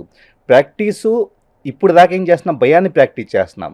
ధైర్యాన్ని ప్రాక్టీస్ చేయాలంటే భయాన్ని రోజంతా ప్రాక్టీస్ చేసిన అంత దానికంటే కూడా ఎక్కువ టైం ప్రాక్టీస్ చేయాలి. దాన్ని భయాన్ని పట్టి చీల్చి పారదోలడం కాదు, ధైర్యాన్ని సృష్టించుకోవాలి. ఎగ్జాక్ట్లీ అది. So that is again altered consciousness, altered state of consciousness. దానికి ఏంటి శ్రీధర్ గారు టూల్స్? ఫర్ ఎగ్జాంపుల్ ఇది సైన్సా మిస్టిసిజమా అంటే చెప్పలేము. ఇది ఏంటి మనకి యోగులు ఇచ్చిన జ్ఞానమా లేక శ్రీధర్ గారి ఫార్ములానా అంటే లేదు సైంటిఫిక్గా మనం మాట్లాడుతున్నాం అంటే ఐ కాంట్ టెల్. కానీ చెప్పండి దానికి ఏంటి టూల్స్ ఏంటి? మనిషి ఎమోషన్ని అధిగమించి టాప్ యాంగిల్ నుంచి చూడగలగడం అనేది ఒక సిచ్యువేషన్ని. మెయిన్ ఏమవుతుందంటే 13 to 20 hertz brain wave pattern తీసుకుంటే బేటా స్టేట్ ఆఫ్ బ్రెయిన్ వేవ్స్లో ఉంటాం. ఇప్పుడు అలర్టెడ్ స్టేట్లో ఎవరో ఏదో చేస్తారు, లేకపోతే ఇప్పుడే నిర్ణయం తీసుకోవాలి, వీటన్నిటిలో ఉంటాం. సో దీని నుంచి 13 to 20 హెర్ట్జ్ అంటే నేను టెక్నికల్గా చెప్పిన తర్వాత ప్రాక్టీస్ చెబుతాను. ఆ అలర్టెడ్ స్టేట్ నుంచి మెడిటేషన్లో మనం వెళ్ళేది ఏంటంటే 9 to 13 హెర్ట్జ్ అనే ఆల్ఫా స్టేట్లోకి వెళ్తాం. మెడిటేషన్ అందుకే చాలా మంచి ఏముంది, మెడిటేషన్లో brain wave pattern slow down అవుతుంది. అలాగే 9 to 13 కాకుండా ఇంకాస్త డీప్ మెడిటేషన్కి వెళ్తే థీటా స్టేట్కి వెళ్తాం 4 to 9 హెర్ట్జ్కి మధ్య. సో బ్రెయిన్ బాగా స్లో డౌన్ చేసుకుంటే దేని గురించి ఏ సమస్య గురించి ఆలోచించకుండా కామ్ డౌన్ అయితే దానికోసం మనకి చాలామంది ప్రాణాయామం అంటారు, రకరకాల ప్రాక్టీస్ చేస్తారు. లేకపోతే కొన్ని మెథడ్స్ ఏంటంటే 100 నుంచి రివర్స్ కౌంట్ చేసుకోవడం. 100 వెంటనే 99 కాకుండా 100 ఒక 10 seconds గ్యాప్ ఇచ్చేసి 99 మెల్లగా ఏమవుతుందంటే 80కి వచ్చేటప్పుడు స్లో డౌన్ అయిపోయింది. సో ఇంకొకటి దీంట్లో మిస్ అయ్యాను, ఏది 95 మిస్ అయ్యానంటే అవసరంలా, దాన్ని గుర్తుపెట్టుకుని మళ్ళీ చెప్పాల్సిన పనిలా. అక్కడ గుర్తు పెట్టుకోవడం అనే ప్రయత్నం చేస్తున్నామంటే మళ్ళీ మీరు హైయర్ బ్రెయిన్ ప్యాటర్న్లోకి వెళ్తారు. అర్థమైంది, అదే అవును. సో సింపుల్లీ ఏంటంటే యాజ్ ఇట్ ఈస్గా తీసుకుంటే ఏదైతే అది అయింది, దాన్నే మనకు ఖచ్చితంగా అప్పచెప్పాలని కూడా లేదు. సింప్లీ స్లో డౌన్ చేస్తున్నాం. ఇప్పుడు ఏమైందంటే ఆటోమేటిక్గా brain wave pattern slow down అయిపోతుంది. లేదా మెడిటేషన్ చేయొచ్చు.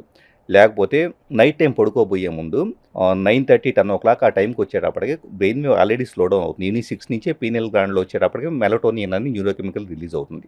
సో స్లో డౌన్ అయినప్పుడు అప్పటి నుంచి కళ్ళు మూసుకొని పూర్తిగా ఒక టైప్ ఆఫ్ ఈ క్షణం మీరు ఎక్కడున్నారో కాకుండా ఏదో బీచ్లో ఉన్నట్లు ఇమాజినేషన్లోకి వెళ్ళిపోతే ఏమవుతుందంటే అది హిప్నటిజంలో చేస్తారు ఇవన్నీ. సో వీటిలో ఏమవుతుందంటే బ్రెయిన్ వేవ్ స్లో డౌన్ అవుతుంది. సో అక్కడ ఏంటి సబ్ కాన్షియస్లోకి అప్పుడు డైరెక్ట్ డోరు సబ్ కాన్షియస్ మైండ్లోకి పూర్తిగా వెళ్ళిపోయేసి లోపల వాటిని చేంజ్ చేసుకోవచ్చు. సో మన ఎన్వైరన్మెంట్ లోపల ఎప్పుడైతే మనం ప్రతి బిట్ చేంజ్ చేయగలిగామో, ఆ ఫ్రేమ్స్ అన్ని ఒక్కొక్కటి మార్చుకుంటూ పోయామో, అది కంటిన్యూస్ గా చేస్తే altered state of consciousness is possible, achievable 100% అండి. But now the question remains, మనం అది చేస్తూ బిజీగా ఉన్న టైంలో ఏఐ ఇంకా కొత్త పుంతలు తొక్కి ఇంకా 10 రెట్లు ముందుకు వెళ్ళిపోతుంది ఎలాగో పోటీ అని చెప్తారా? అంటే ఇప్పుడు మనం ఇంకొక థింగ్ అండి, ఒక చిన్న స్వప్న గారు, ఏఐని మనం ఏం చేస్తున్నామంటే ఒక ఫ్రాగ్మెంట్గా తీసుకొని ఒక పెద్ద కేక్లో ఒక చిన్న ముక్కను తీసుకొని ముక్క గురించి అనలైజ్ చేస్తాం. ఏఏ కాదు, ప్రపంచంలో మనం దేని గురించి మాట్లాడుకోవాల్సి వచ్చినా ఏం చేస్తాం అంటే హోల్నెస్లోంచి ఒక చిన్న పీస్ని తీసుకొని దాని గురించి మాట్లాడతాం. సో అప్పుడేమైంది, అదే పెద్ద సమస్యలా కనపడిద్ది. యాక్చువల్లీ హోల్నెస్లో వచ్చేటప్పటికి నిజంగా మనల్ని మనం కోల్పోతే ఏఐ లాంటివి ఎన్ని వచ్చినా కూడా పెద్ద సమస్య కాదు. మనిషి వచ్చి ఈ ఫియర్ఫుల్ దగ్గర నుంచి బయటికి వెళ్ళిపోతే, అందుకని ఏంటంటే ఏఐ గురించి భయపడే వాళ్ళు ఫస్ట్ మైండ్ఫుల్నెస్, నువ్వు చేస్తున్న ప్రతి క్షణాన్ని ఎంజాయ్ చేయి. ఏఐ కంటే ఇంకా పెద్ద పెద్ద సమస్యలు వచ్చినా కూడా బతకగలుగుతారు. సూపర్. అండ్ ఎంత బతికినా ఎంత గొప్పగా బతికినా ఫైనలీ ఒక రోజు వెళ్ళాల్సిందే. అంతే, అది 100%. కూడా అంటే ఇది ఫిలాసఫీ కాదు కానీ నాకు ఇక్కడ బ్యూటీ ఏం కనిపిస్తుంది అంటే మనకి క్వాంటమ్ ఫిజిక్స్, స్పిరిచువాలిటీ, మన పురాణాలు వేదాలు చెప్పిన చాలా నిగూఢమైన రహస్యాలు, ప్లస్ మీరు చెప్తున్న ఇవన్నీ కూడా అంటే ఈ తాత్విక స్వభావం, ఇవన్నీ కూడా సైన్స్ అన్నీ కలిసి ఒక చోటికి ఒక తాటికి వచ్చి మనం ఒక హోలిస్టిక్ అండర్స్టాండింగ్ వస్తుంది. ఇంటర్ కనెక్టెడ్నెస్ అండి. అందుకని నేను ఏంటంటే ఎక్కడ ప్రాబ్లం స్టార్ట్ అయిందంటే, ఒక మనిషి డాక్టర్ దగ్గరికి వెళ్తే కార్డియాలజీ అంటారు, డయాబెటాలజీ అంటారు, లేకపోతే అదంటారు, న్యూరాలజీ అంటారు, అన్ని ముక్కలు చేసి అక్కడ ముక్కను చూసి భయపడుతున్నారు. కానీ పెద్ద దాంట్లో అవును హోలిస్టిక్ అప్రోచ్ అండి. ఇక్కడ ప్రపంచం మొత్తం వచ్చేటప్పుడు ఇంటర్ కనెక్టెడ్నెస్ ఉంది. ఈ మూమెంట్కి నిజంగా ప్రాక్టికల్గా కొన్ని ప్రాక్టీసెస్ చేస్తే మీరు యూనివర్స్లో ఎక్కడున్నా కూడా క్వాంటమ్ ఎంటాంగిల్మెంట్ వచ్చేటప్పటికి ఎక్కడో ఉన్న వ్యక్తిని ఇక్కడి నుంచి మీ థాట్స్ని చేంజ్ చేయగలుగుతారు. అంత శక్తి మనిషికి ఉంది. 100%. అంటే థాట్ ట్రాన్స్ఫరెన్స్ ఇస్ రియల్. 100%. మెదడులో ఏముందో మనం ఎలా చేస్తాం అది అంటే క్వాంటమ్ ఎంటాంగిల్మెంట్ ఏమవుతుందంటే, ఇప్పుడు ఒకే ఫ్రీక్వెన్సీలోకి రిజనేట్ అయ్యేలాగా అవతల వ్యక్తి కొన్ని ఇన్స్ట్రక్షన్స్ ఇస్తాం. అంటే వాళ్ళు కంపల్సరీ యాక్సెప్టెన్స్ మోడ్లో ఉండాలి, వాళ్ళు రెసిస్ట్ చేయకూడదు. అది అంతే. మనకు కూడా లేదు, మనకు పవర్ ఉండాలి. మనకు పవర్ ఉండాలి, కానీ పవర్ దాని ద్వారా యూజ్ చేసింది ఏంటంటే ప్రాబ్లమాటిక్. అంటే యూనివర్సల్ కొన్ని లాస్ ఉంటాయి. అదే యూనివర్సల్ లాస్ కి విరుద్ధంగా వెళ్ళేవి నిలబడవు. నిలబడదు. అది టెంపరీగా వర్కౌట్ అవుతుంది, కానీ తర్వాత చాలా ప్రాబ్లం ఉంటాయి అవి. ఎందుకంటే మీరు థాట్ ట్రాన్స్ఫరెన్స్ ఇచ్చే కదా, మైండ్ కంట్రోల్ అంటే ఇంకా అంతే. అవును. సో చెప్పండి. సో థాట్ ట్రాన్స్ఫర్ ఏంటంటే, ఇప్పుడు నేను ఫర్ ఎగ్జాంపుల్ మీరు యూఎస్లో ఉన్నారు, మీ థాట్స్ నేను ఇన్ఫ్లుయెన్స్ చేయాలి అంటే కనుక ఫస్ట్ మీ యాక్సెప్టెన్స్ తీసుకొని మీరు రెడీగా ఉంటే కనుక నేను కొన్ని బేసిక్ ఇన్స్ట్రక్షన్స్ ఇస్తాను. ఫస్ట్ మీ బ్రెయిన్ వేవ్స్ను స్లో డౌన్ చేస్తాను. ఇండ్యూషన్ అని చెప్పేసి ఒక మెథడ్ ఉంటుంది. దాంట్లో ఏం చేస్తానంటే, ఇందాక నేను చెప్పినట్లుగా ఒక స్టేట్ ఆఫ్ కాన్షియస్నెస్లో తీసుకెళ్తాను. ఆ ఫ్రీక్వెన్సీలోకి వచ్చిన తర్వాత నేను కూడా మీకే సేమ్ ఈక్వలెంట్ ఫ్రీక్వెన్సీలోకి వచ్చేసి నా వాయిస్ కానీ, నేను మీకు పంపించే వాట్సాప్లో ఏదో పంపించే మెసేజ్ కానీ దాంట్లో రెజినేట్ అయ్యేలా చేస్తాను. చేసినప్పుడు ఏమవుతుంది, మీరు యాక్సెప్టెన్స్ తీసుకుంటారు. ఎలా అయితే సెల్ ఫోన్ మీరు పేరు క్వశ్చన్ మార్క్ ఇస్తున్నా అలా పేరు చేసుకుంటారు. ఆటోమేటిక్గా మీకు కంప్లీట్ ఎదుటి వ్యక్తి ఆలోచన మొత్తం ఇన్ఫ్లుయెన్స్ చేయొచ్చు. ఇది మీరు హ్యూమన్ టు హ్యూమన్. ఏఐ ఏం చేయబోతోంది మన అలా ఆ విధంగా మన థాట్స్, మన చుట్టూ నానో పార్టికల్స్ ఉన్నాయి. ఇవన్నీ చాలా విన్నానండి, తెలియదు, మీరు టెక్నాలజీ ఎక్స్పర్ట్ కాబట్టి. మన చుట్టూ నానో పార్టికల్స్ ఉంటాయి, దాని ద్వారా కాన్స్టెంట్ గా మన డేటా వెళ్ళిపోతుంది ఎక్కడికో అని. ఎవరి దగ్గరికి వెళ్తుంది, వాళ్ళు ఏం చేసుకుంటారు, అది క్వశ్చన్. అంటే ఒకటండి, ప్రతిదీ కూడా వాస్తవంగా ఇక్కడ ఉన్న ఇన్విజిబుల్ ఫీల్డ్ ఉంది. ఇన్విజిబుల్ ఫీల్డ్లో ఏం చేస్తున్నా, రేడియో వేవ్స్ తీసుకోండి. రేడియోనో లేకపోతే సెల్ ఫోన్ కనుక్కునేంత వరకు కూడా ఇక్కడ గాలి ద్వారా, స్పెక్ట్రమ్ ద్వారా వచ్చేటప్పటికి కమ్యూనికేషన్ చేయొచ్చు అన్న విషయం తెలియదు. సో ఒక టూల్ని యూజ్ చేసుకోవాలి అంటే కనుక దాన్ని రిసీవ్ చేసుకోవడం చేత కావాలి, దాన్ని ట్రాన్స్మిట్ చేయడం, రిసీవింగ్, ఈ రెండు ఉంటే మాత్రమే ఏ ఇన్ఫర్మేషన్ అయినా, నానో పార్టికల్స్ అయినా ఏ ఇన్ఫర్మేషన్ అయినా పనిచేస్తుంది. అసలు రిసీవింగే చేత కాదు, ట్రాన్స్మిటింగే చేత కాదు. ఇప్పుడు నేను ఫర్ ఎగ్జాంపుల్ మీరు హిప్నటైజం చేస్తున్నారు, ఇందాక నేను చెప్పినట్టు, లేకపోతే కనుక క్వాంటమ్ ఎంటాంగిల్మెంట్ ఏదో సంథింగ్ నా థాట్స్ని చేంజ్ చేయాలని చూస్తున్నారు. నేను ట్రాన్స్మిటింగ్ మోడ్లోనే లేదు, సరెండరెన్స్ మోడ్లోనే లేదు. నేనేం చేస్తున్నాను, రెసిస్ట్ చేస్తున్నాను, రిజిడ్గా ఉన్నాను. ఇక మీరు నన్ను ఏం చేయగలుగుతారు? సో ట్రాన్స్మిషను ఏ ఇన్ఫర్మేషన్ అయినా, అది మనుషుల్లో ఉండే థాట్స్ బయోఫోటాన్స్ లాగా కణాలకు మధ్య, శరీరంలో కణాలకు మధ్య బయోఫోటాన్స్ అని కమ్యూనికేషన్ ఉంటుంది. అదైనా కానీ ఎక్కడుండే ఇన్విజిబుల్ ఎనర్జీ కానీ, ఇన్విజిబుల్ వైబ్రేషన్ ఫ్రీక్వెన్సీ లోపల ఉండేది కానీ, ఇదంతా కూడా దీనిని ట్యూన్ చేయగలిగే ఇంకొక వ్యక్తో, ఇంకొక పదార్థమో, ఇంకొక పరికరమో ఉంటే తప్పించేసి ఇది అప్పటిదాకా ఎందుకు పనికిరానిదిగానే ఉంటుంది. అంటే ఐఫోన్ హై లెవెల్ చార్జర్ పెట్టుకుని మనకి సరిగ్గా పోర్ట్ సరిగ్గా లేకపోతే ఎలా అయితే ఉంటుందో మనం అలా ఉంటాం ఆ పోర్ట్లు. 100%. కానీ మరి మొత్తానికి ఎందుకు ఇంత గగ్గోలు పెడుతుంది ప్రపంచం? మరి మనం ఇంత ఏఐ ఏదో అయిపోతుంది మనం అని చెప్పి ఒక 5 ఏరియాలు చెప్పండి శ్రీధర్ గారు. అంటే ఒకటండి, నేను యాక్చువల్లీ అంటే దీని నుంచి ఎలా బాగుపడాలి, బయటపడాలనేది అలాంటి సొల్యూషన్స్ అసలు ఎక్స్పెక్ట్ చేయొద్దు. ఎందుకు ఎక్స్పెక్ట్ చేయొద్దు అంటే, ప్రాక్టికల్గా చెబుతున్నానండి, ఏదైనా ఈ చేంజే కాదు, 2000 సంవత్సరంలో Y2K ప్రాబ్లమే తీసుకోండి. ఆ తర్వాత కానీ ఎప్పుడైనా ఏ చేంజ్ అయినా, డైనోసార్లు అంతరించిపోయినాయి అండి. అవి అడాప్ట్ కాలేక డైనోసార్లు అంతరించిపోయినాయి. ఇక్కడ సర్వైవల్ ఆఫ్ ది ఫిట్టెస్ట్ నువ్వు బతకగలిగితే నీ శక్తియుక్తుల్ని నువ్వు లేదా డైమెన్షన్ మార్చుకో, ఇందాక చెప్పిన ఆల్టర్డ్ స్టేట్కి వెళ్ళిపో, లేదా నువ్వు వేరే పాత్ను మార్చుకో, నాలెడ్జీ పెంచుకో. నాలెడ్జీకి వాల్యూ లేకపోతే ఇంకొక రకంగా బతుకు. అంటే బతకడానికి సంబంధించి ఆల్రెడీ ఈ రోజు ఉన్న చిత్రం ఏదైతే ఉందో, ఇలాగే బతకాలనేది ఇది మొత్తం మారిపోతుంది. ఆ మార్పుకు సిద్ధం అవ్వు. ఆల్టర్డ్ స్టేట్ లో సాధ్యం. అంతే. ఎందుకంటే మనం అనుకుంటాం కదా, ఇప్పుడు నెక్స్ట్ నేనేంటి ఇది కాబట్టి ఏం చేస్తానని. ఆల్టర్డ్ స్టేట్కి వెళ్ళినప్పుడు కొత్త సొల్యూషన్స్ వస్తాయి, పాసిబిలిటీస్ వస్తాయి. ఎగ్జాక్ట్లీ. కంఫర్ట్ జోన్ నుండి మనం ఏం చేస్తున్నాం, నాకు ఇలాగే ఉండాలి, పొద్దున్నే లేదు సాయంత్రం దాకా ఇట్లాగే ఉండాలని దీన్ని మాత్రమే రిప్లికేట్ చేయాలని చూస్తాం. దీనికి ఏదైనా చేంజ్ వస్తే భయపడుతున్నాం. ఎందుకు చేంజ్‌కి భయపడటం? కంప్లీట్ అసలు రాత్రికి రాత్రి రేపు తెల్లారి లేస్తే మొత్తం చేంజ్ అయిపోయింది అనుకోండి. ఓకే. Be ready. ఏమైద్ది? నష్టం ఏంటి? సో, అక్కడ నుంచే మనిషి ఎవల్యూషన్ స్టార్ట్ అవుతుంది. ఇక్కడ ఒక విషయం స్వప్న గారు అద్భుతంగా చెప్పారు. ఈ పాయింట్ నేను హెడ్డింగ్‌లో పెట్టుకుంటా. యాహ్! ఎక్కడైతే అక్కడ మనకి ఆ సవాలొచ్చి పడతాం ఎక్స్‌ట్రీమ్‌కి. అక్కడ అక్కడ ఎవల్యూషన్ ఎవల్యూషన్. అంతే. Because without any revolution there is no evolution. అంతే. రెవల్యూషన్ దగ్గర నుంచే చేంజ్ స్టార్ట్ అయిపోతుంది. అదే. సో, ఎప్పుడైతే మనిషి అంటే యూనివర్స్ ఒకటి చాలామంది అనుకుంటూ ఉంటారు. ఇదేంటి మనకే ఈ ప్రాబ్లమ్స్ వస్తాయి. ఇందాక నేను చెప్పినట్లుగా ఒకటే గుర్తుపెట్టుకోవాలి. ఏ మనిషి అయినా కూడా విశ్వం అనేది మనుషుల కోసం ఒక్కళ్ళ కోసం లేదు. రెండోది యూనివర్స్‌లో ఎనర్జీస్ నిజంగా క్వాంటమ్ ఫిజిక్స్ స్టడీ చేశాక అర్థమవుతూ ఉంటే ఈ పర్టిక్యులర్ విశ్వవ్యాప్తంగా కూడా ఎన్నో మార్పులు ఇలాంటి కాంబినేషన్స్ అన్ని జరుగుతూ ఉన్నాయి ఏవైతే ఉన్నాయో వాటి పట్ల మన పర్సెప్షన్ పెరిగితే కాన్షియస్నెస్ ఎక్స్పాండ్ అయితే మనం ఎంత చెప్పండి. మనిషి నేనేదో సెల్ఫ్ సెంట్రిక్ అహం ద్వారా అదే. నా అహానికి నా యొక్క కంఫర్ట్కి నా యొక్క సౌకర్యాలకి నాకుండే డబ్బుకి నాకుండే పరిచయాలకు నష్టం జరగకూడదు అనుకుంటున్నాడు కానీ అంటే విశ్వంలో ఎన్ని జీవజాతులు చచ్చిపోతూ ఉన్నాయి అంతరించిపోతూ ఉన్నాయి లేకపోతే కనుక ఇంకో ఫామ్ మార్చుకొని ఇంకాస్త బలంగా దోమలు ఉన్నాయి చిన్న ఎగ్జాంపుల్. సో దోమలు వచ్చేటప్పుడు ఒకప్పుడు బ్యాటరీలతో చచ్చిపోయి రకరకాలుగా ఉండేవి. ఇప్పుడు అవి ఇంకాస్త బలిష్టంగా తయారైపోయినాయి. సో మనిషి తను ఎవాల్వ్ చేసుకోవాలి కదా. చాలా వ్యాలిడ్ పాయింట్ చెప్పారు. మీరు చెప్తుంటేనే నాకు ప్యారలల్ ప్రాసెసింగ్ జరుగుతుంది. అంటే మనం ఎంత కుంచుకుపోయిన బుజ్జి ప్రపంచాల్లో బతికేసి ఇదే జీవితంలో అనుకుంటున్నాం అని చెప్పి, బట్ దాని నుంచి ఒక పెద్ద ఛాలెంజ్ మన అసలు సత్తా ఏంటో అంతే. చూడు బస్తీ మీద సవాల్ అన్నట్టు ఆ పరిస్థితులు అయితే రాబోతున్నాయి. యూనివర్స్ ఖచ్చితంగా టెస్ట్ చేస్తుందండి. ఫస్ట్ ఒకటి గుర్తుపెట్టుకోండి. యూనివర్స్ ఎక్కడ కూడా ఒకే దగ్గర ఒక ఫార్మేషన్ ఉందనుకోండి, రెండు ఉంటే డిజార్డర్ని కేయాస్ క్రియేటెడ్ ఎప్పుడైనా యూనివర్స్లో చిన్న ఎగ్జాంపుల్ చెబుతానండి. అల్మారాలో బట్టలు పెట్టుకుంటాం. సో అన్ని గందరగోళంగా పడిపోయి ఉంటాయి. ఒకరోజు ఏం చేస్తాం, అన్నిటిని తీసి కింద పడేసి మళ్ళీ సర్దుకుంటాం. అంటే ఏం జరిగింది, గందరగోళం దగ్గర నుంచి డిజార్డర్ నుంచి ఆర్డర్లోకి పెట్టాం. సో ఇది వర్కౌట్ కావట్లేదు, ఈ కాంబినేషన్ వర్కౌట్ కావట్లేదు. మీరు ఛానలింగ్ గురించి మీరు ఒక సందర్భంలో మాట్లాడారు కాబట్టి చెబుతున్నాను. ఏలియన్స్ని ఛానలైజ్ చేసి ఏంటి భూమి మీద అర్జెంటుగా సెట్ చేయాల్సింది, అసలు మనుషుల మధ్య ఏం జరగాలని చెప్పేసి అడిగితే వచ్చిన ఆన్సర్ మనుషుల హృదయాలని సరిచేయాలి వచ్చిందా. అంటే ఏలియన్స్కి అసలు ఆ కాన్సెప్టే ఉండదు కదా, వాళ్ళకి ఎలా అంటే హృదయాలు వాళ్ళు ఏలియన్స్ వచ్చేటప్పటికే first of all they are the protectors of us. చాలా మంది హ్యూమన్ రేస్ కి సపోర్ట్ చేస్తారు. ఏలియన్సా నిజంగానా? మీకు ఎలా 100% తెలుసు శ్రీధర్? అంటే మీకు ఎలా తెలుసు అంటే మీ నాకు క్వాలిఫికేషన్ అర్థం అడగట్లే. yeah. What is your evidence అంటే బేస్డ్? నాకు ఎవరైతే కనుక ఇంటర్నేషనల్గా వచ్చేటప్పటికి డిఫరెంట్ డైమెన్షన్స్ ఆఫ్ లైఫ్లో బతికి ప్లస్ వేరే అంటే ప్రీవియస్ బర్త్లకు సంబంధించేసి కూడా అవగాహన శక్తి ఉన్నవాళ్ళు కొంతమంది ఇంటర్నేషనల్గా ఉండేవాళ్ళు నేను మెయిల్స్ ద్వారా అప్రోచ్ చేసి ఉన్నాను. అప్రోచ్ చేసి వాళ్ళతో కమ్యూనికేట్ చేయడం అలా చేస్తూ ఉంటాను. సో వాళ్ళు ఛానలింగ్ చేస్తూ ఉంటారు. ఛానలింగ్ చేసేటప్పుడు ఏలియన్స్లో ఉండే రేసెస్ వాటిలో మ్యాక్సిమం రేసెస్ వచ్చేటప్పటికే కొంతమంది హెల్త్కి సపోర్ట్ చేసేవి ఉంటాయి. కొన్ని రకాలుగా హ్యూమన్ రేస్ని చాలా ప్రొటెక్ట్ చేస్తారండి. అంటే బేసిక్గా ఇంకా హయ్యర్ లెవెల్ ఆఫ్ కాన్షియస్నెస్ లో హై ఉన్నాయి లెవెల్ ఆఫ్ aliens. కాన్షియస్నెస్. అంటే యూనివర్స్లో ఒకటే గమనించండి, మనం సరే మనుషులుగా మనం లిమిట్ అయి ఉన్నాం కానీ యూనివర్స్లో చాలా థింగ్స్ హ్యూమన్ బీయింగ్నో లేకపోతే ఎత్తనో ప్రొటెక్ట్ చేయడానికి కూడా కొన్ని మెకానిజమ్స్ ఉన్నాయి. పెద్ద సెటర్ లా ఉంది ఇది. మనం ఏదో పెద్ద చిన్న అవార్డు వస్తే మురిసిపోతాం, మనకరే ఈ వారం అవార్డు వచ్చింది రో అని. మీరు చెప్తుంటే ఏ లెవెల్లో మనం హౌ ఇన్సిగ్నిఫికెంట్ అండ్ అసలు వి డోంట్ మ్యాటర్ అని చెప్పేసి. అసలుకి ఒకటండి, ఎక్కడ ప్రతి ఎనర్జీ కూడా ఒకటే. ఈ కాంబినేషన్ చాలా మంది ఇంకొకటి ఏమనుకుంటారంటే మనకేదో శత్రువులు ఉండాలనుకుంటారు. విశ్వంలో శత్రుత్వం ఏది ఉండదండి, డిజార్డర్ మాత్రమే ఉంటుంది. నువ్వు ఆర్డర్లో లేవు, నువ్వు తీసుకెళ్ళి ఆర్డర్లో పెడతారు అంతే అంతే. ఎవరైనా.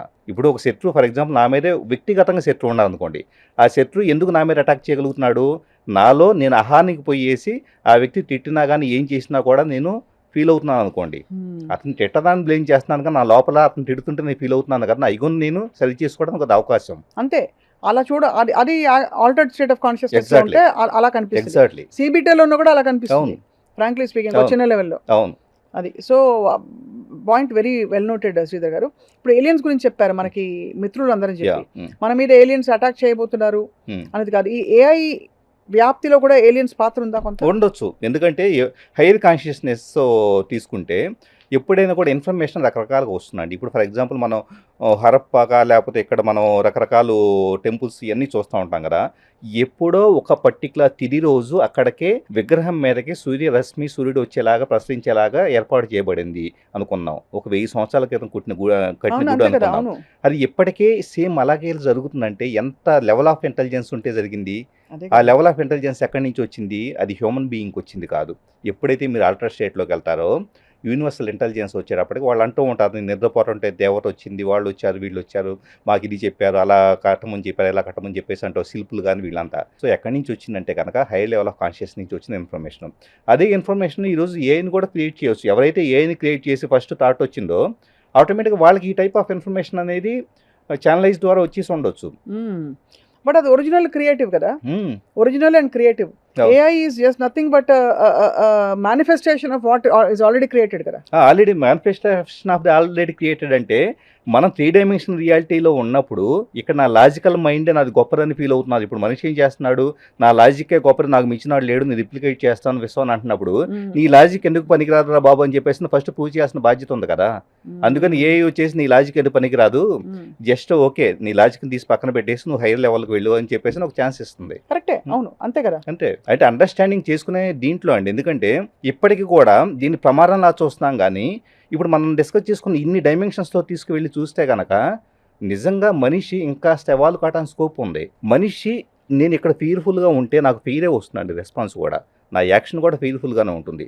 అలా కాకుండా నేను మల్టిపుల్ డైమెన్షన్స్లో అటు వెళ్ళి ఇటు వెళ్ళేసి ఓకే ఇదేమై ఉంటుంది, యూనివర్సల్ మేనిఫెస్టేషన్స్ ఎలా ఉంటాయి, యూనివర్సల్ డైనమిక్స్ ఎలా ఉంటాయి, నన్ను యాజ్ ఏ హ్యూమన్ బీయింగ్ ఎలా ఎవాల్వ్ చేసుకుంటాను అనే కండిషన్ నేను వచ్చాను అనుకోండి, అప్పుడు you will have new possibilities.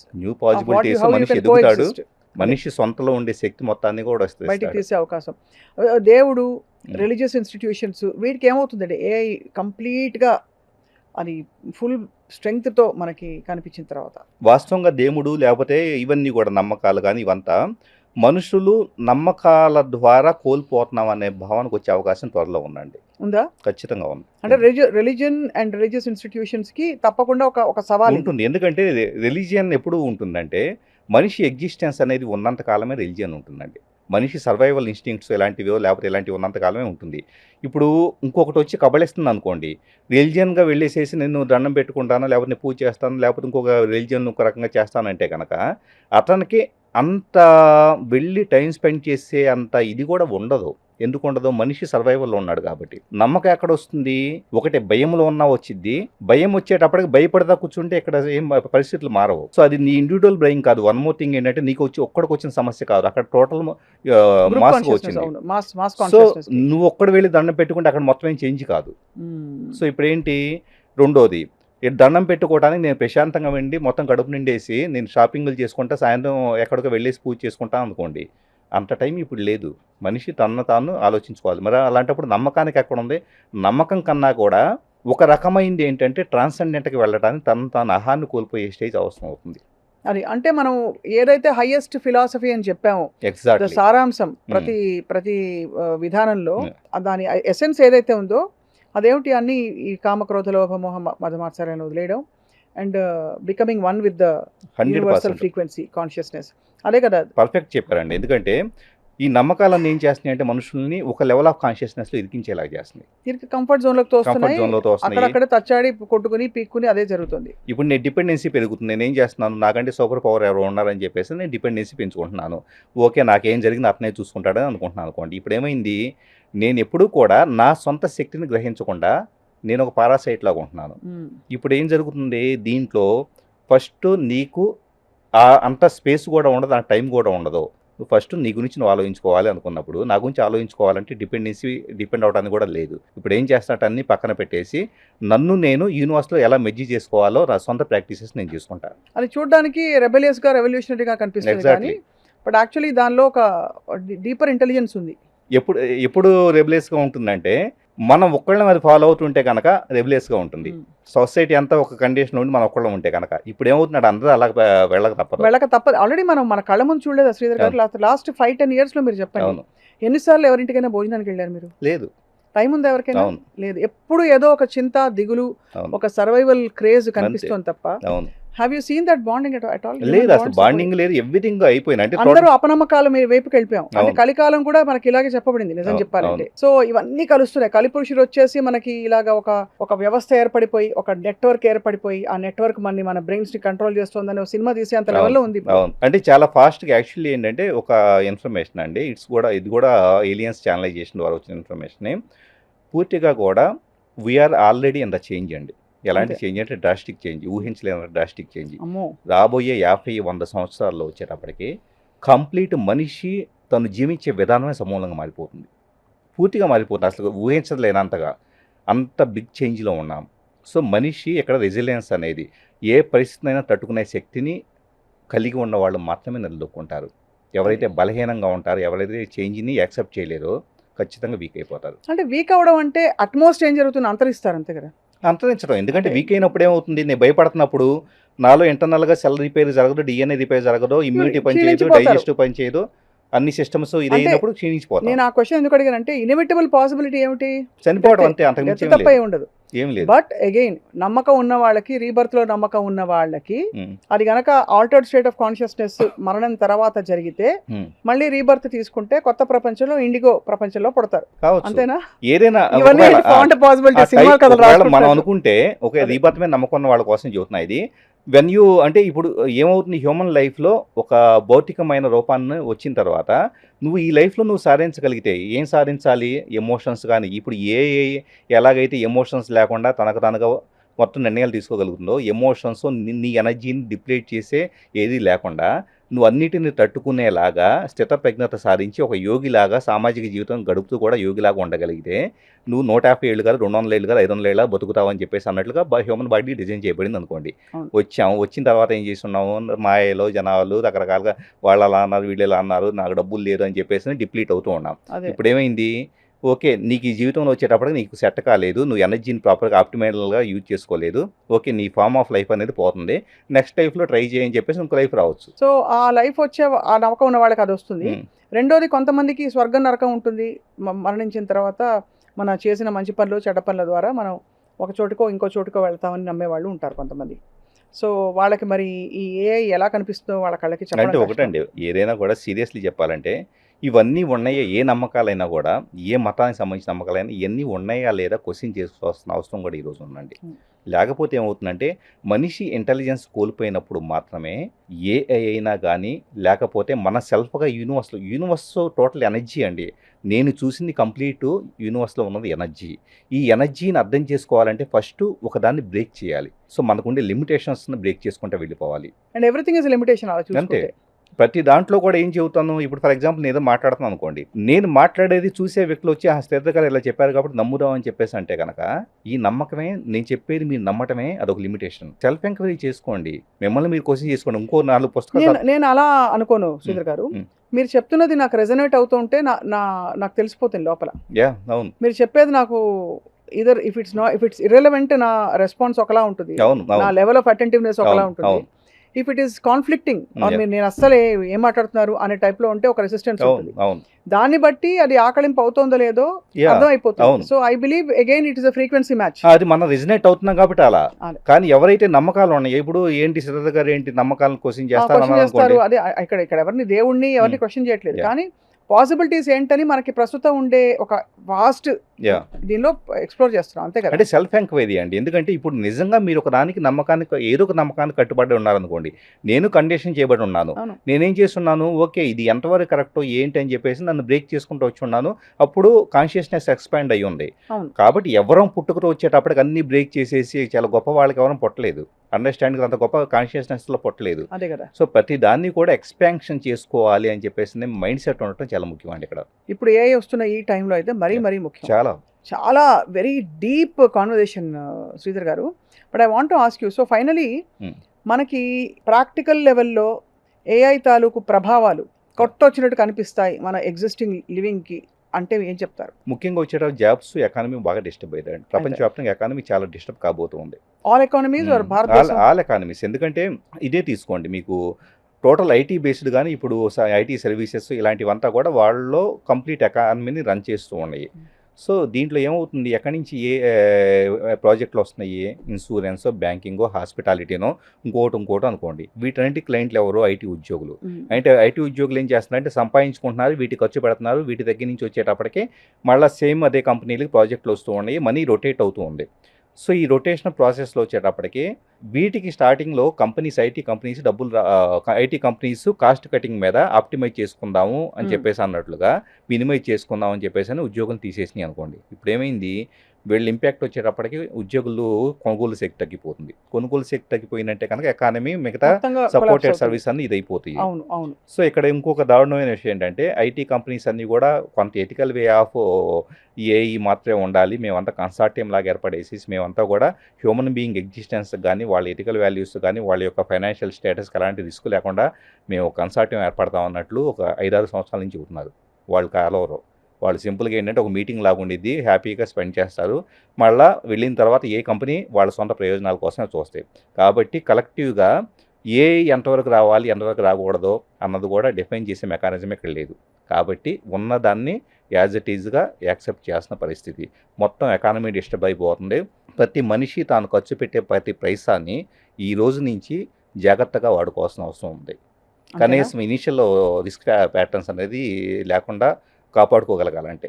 ఓహో, అంటే డబ్బులు చేతిలో ఉండవు. ఉండవు. ఎందుకంటే మీకు ఆల్మోస్ట్ ఇప్పటికే చాలా ఉద్యోగాలు పోతూ ఉన్నాయి. చాలా ప్రాబ్లమాటిక్ కండిషన్ అండి. సో మరి దాచుకోవాల్సిందే. దాచుకుని ఫ్యూచర్ సర్వైవల్ కోసం కొంతకాలం పాటు. ఇప్పుడు ఏమవుతుంది, ఇదంతా సినారీ అర్థమయ్యేసి నెక్స్ట్ ఏంటని చెప్పేసి అర్థం కావడానికి, ఓకే నాకు నేను ఎలా ఇవ్వాలి కావాలని అర్థం కావడానికి it may take some time. అది 6 months పట్టవచ్చు, 2 years పట్టవచ్చు. అవును, అంతే కదా. ఇప్పుడు ఎలాగైతే మనకి కొత్త కోర్సులు నేర్చుకో, జావా ఇంకేవో ఉంటాయి కదా నాకు. అవును. అదే.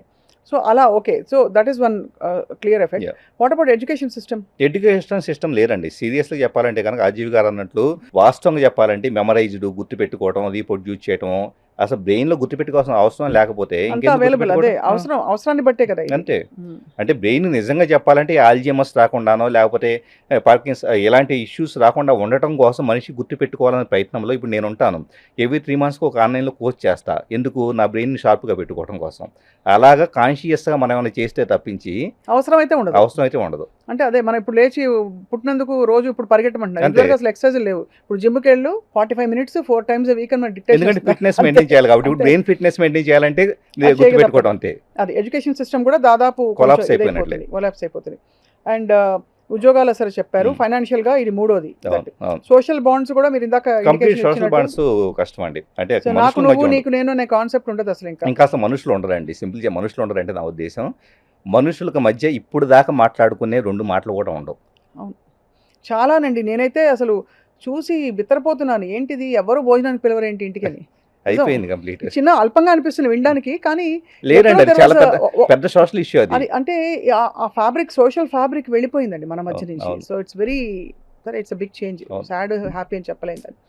And of course next generation పిల్లలకి బహుశా పేరెంట్స్ పిల్లలు ఇలాంటి సెంటిమెంట్లు కూడా కొంచెం ఫ్రెండ్షిప్స్ ఇవన్నీ కూడా కొంచెం ఫేడ్ అవుట్ అయ్యే కంప్లీట్ అండి. రాబోయే జనరేషన్స్ అంతా కూడా ఖచ్చితంగా ఇప్పుడు చాలామంది అనుకుంటున్నారండి నెక్స్ట్ జనరేషన్స్ ఎలా బతుకుతాయి అని. అడాప్ట్ అయిపోతారండి. అడాప్టబిలిటీ అనేది హ్యూమన్ బీయింగే కాదు, విశ్వం మొత్తం మీద ఉన్న ఒక గొప్ప నేచర్. అండ్ వీటన్నిటికీ ఏలియన్స్ కూడా ఇన్వాల్వ్ అయ్యి జరుగుతున్న పరిణామ క్రమం ఇది అంటున్నారు. అవును. ఎలా ఉంటారు సార్ ఏలియన్స్? అంటే రూపాన్ని ఇదే మెయిన్ ప్రాబ్లం ఏంటంటే ఎప్పుడు కూడా మన రూపంలో చూడాలని చెప్పేసి అనుకుంటాం. ఇప్పుడు ఏలియన్స్ ఒకవేళ ఎక్కడైనా కానీ ల్యాండ్, ఇప్పుడు అరౌండ్ సెకండ్ వరల్డ్ వార్ టైంలో ల్యాండ్ అయి ఉన్నారు పర్టికులర్ అంటార్కిటికా ప్రదేశంలో. ల్యాండ్ అయినప్పుడు ఓకే వాళ్ళు స్పేస్ షిప్ నుంచి వచ్చారు అని చెప్పేసి ఏదో కొన్ని ఫోటోలు ఇలా వచ్చినాయి. సో మనం ఏం చేస్తున్నాం, ఆ ఫోటోని బేస్ చేసుకుని ఇక్కడి నుంచి ఊహించుకోవడం మొదలు పెడతాం. ఎప్పుడు కూడా name form itself is the limitation of human mind అండి. అది కాబట్టి ఆ ఫార్మ్ ఐడెంటిటీ అవసరం ఉండకూడదు. ఫార్మ్ ఐడెంటిటీ లేకపోతే ఇప్పుడే మనం ఏలియన్స్ని ఛానలైజ్ చేయాలన్నా చేయొచ్చు. ఏది ఆ స్టేట్కి వెళ్తే కనుక అదే ఆ స్టేట్కి వెళ్ళగలగాలి. అది దాని మీద ఫోకస్ పెట్టాలి. Breaking barriers, breaking questioning, starting to question, introspect అంతే. అండ్ ఆల్సో బీ అవేర్ ఏం జరుగుతుంది మార్పు అని చెప్పి. చాలా thought provoking, engaging, enriching discussion with you. చాలా మీ అపారమైన నాలెడ్జ్కి అండ్ మీ పంచుకున్నందుకు మీకు ధన్యవాదాలు.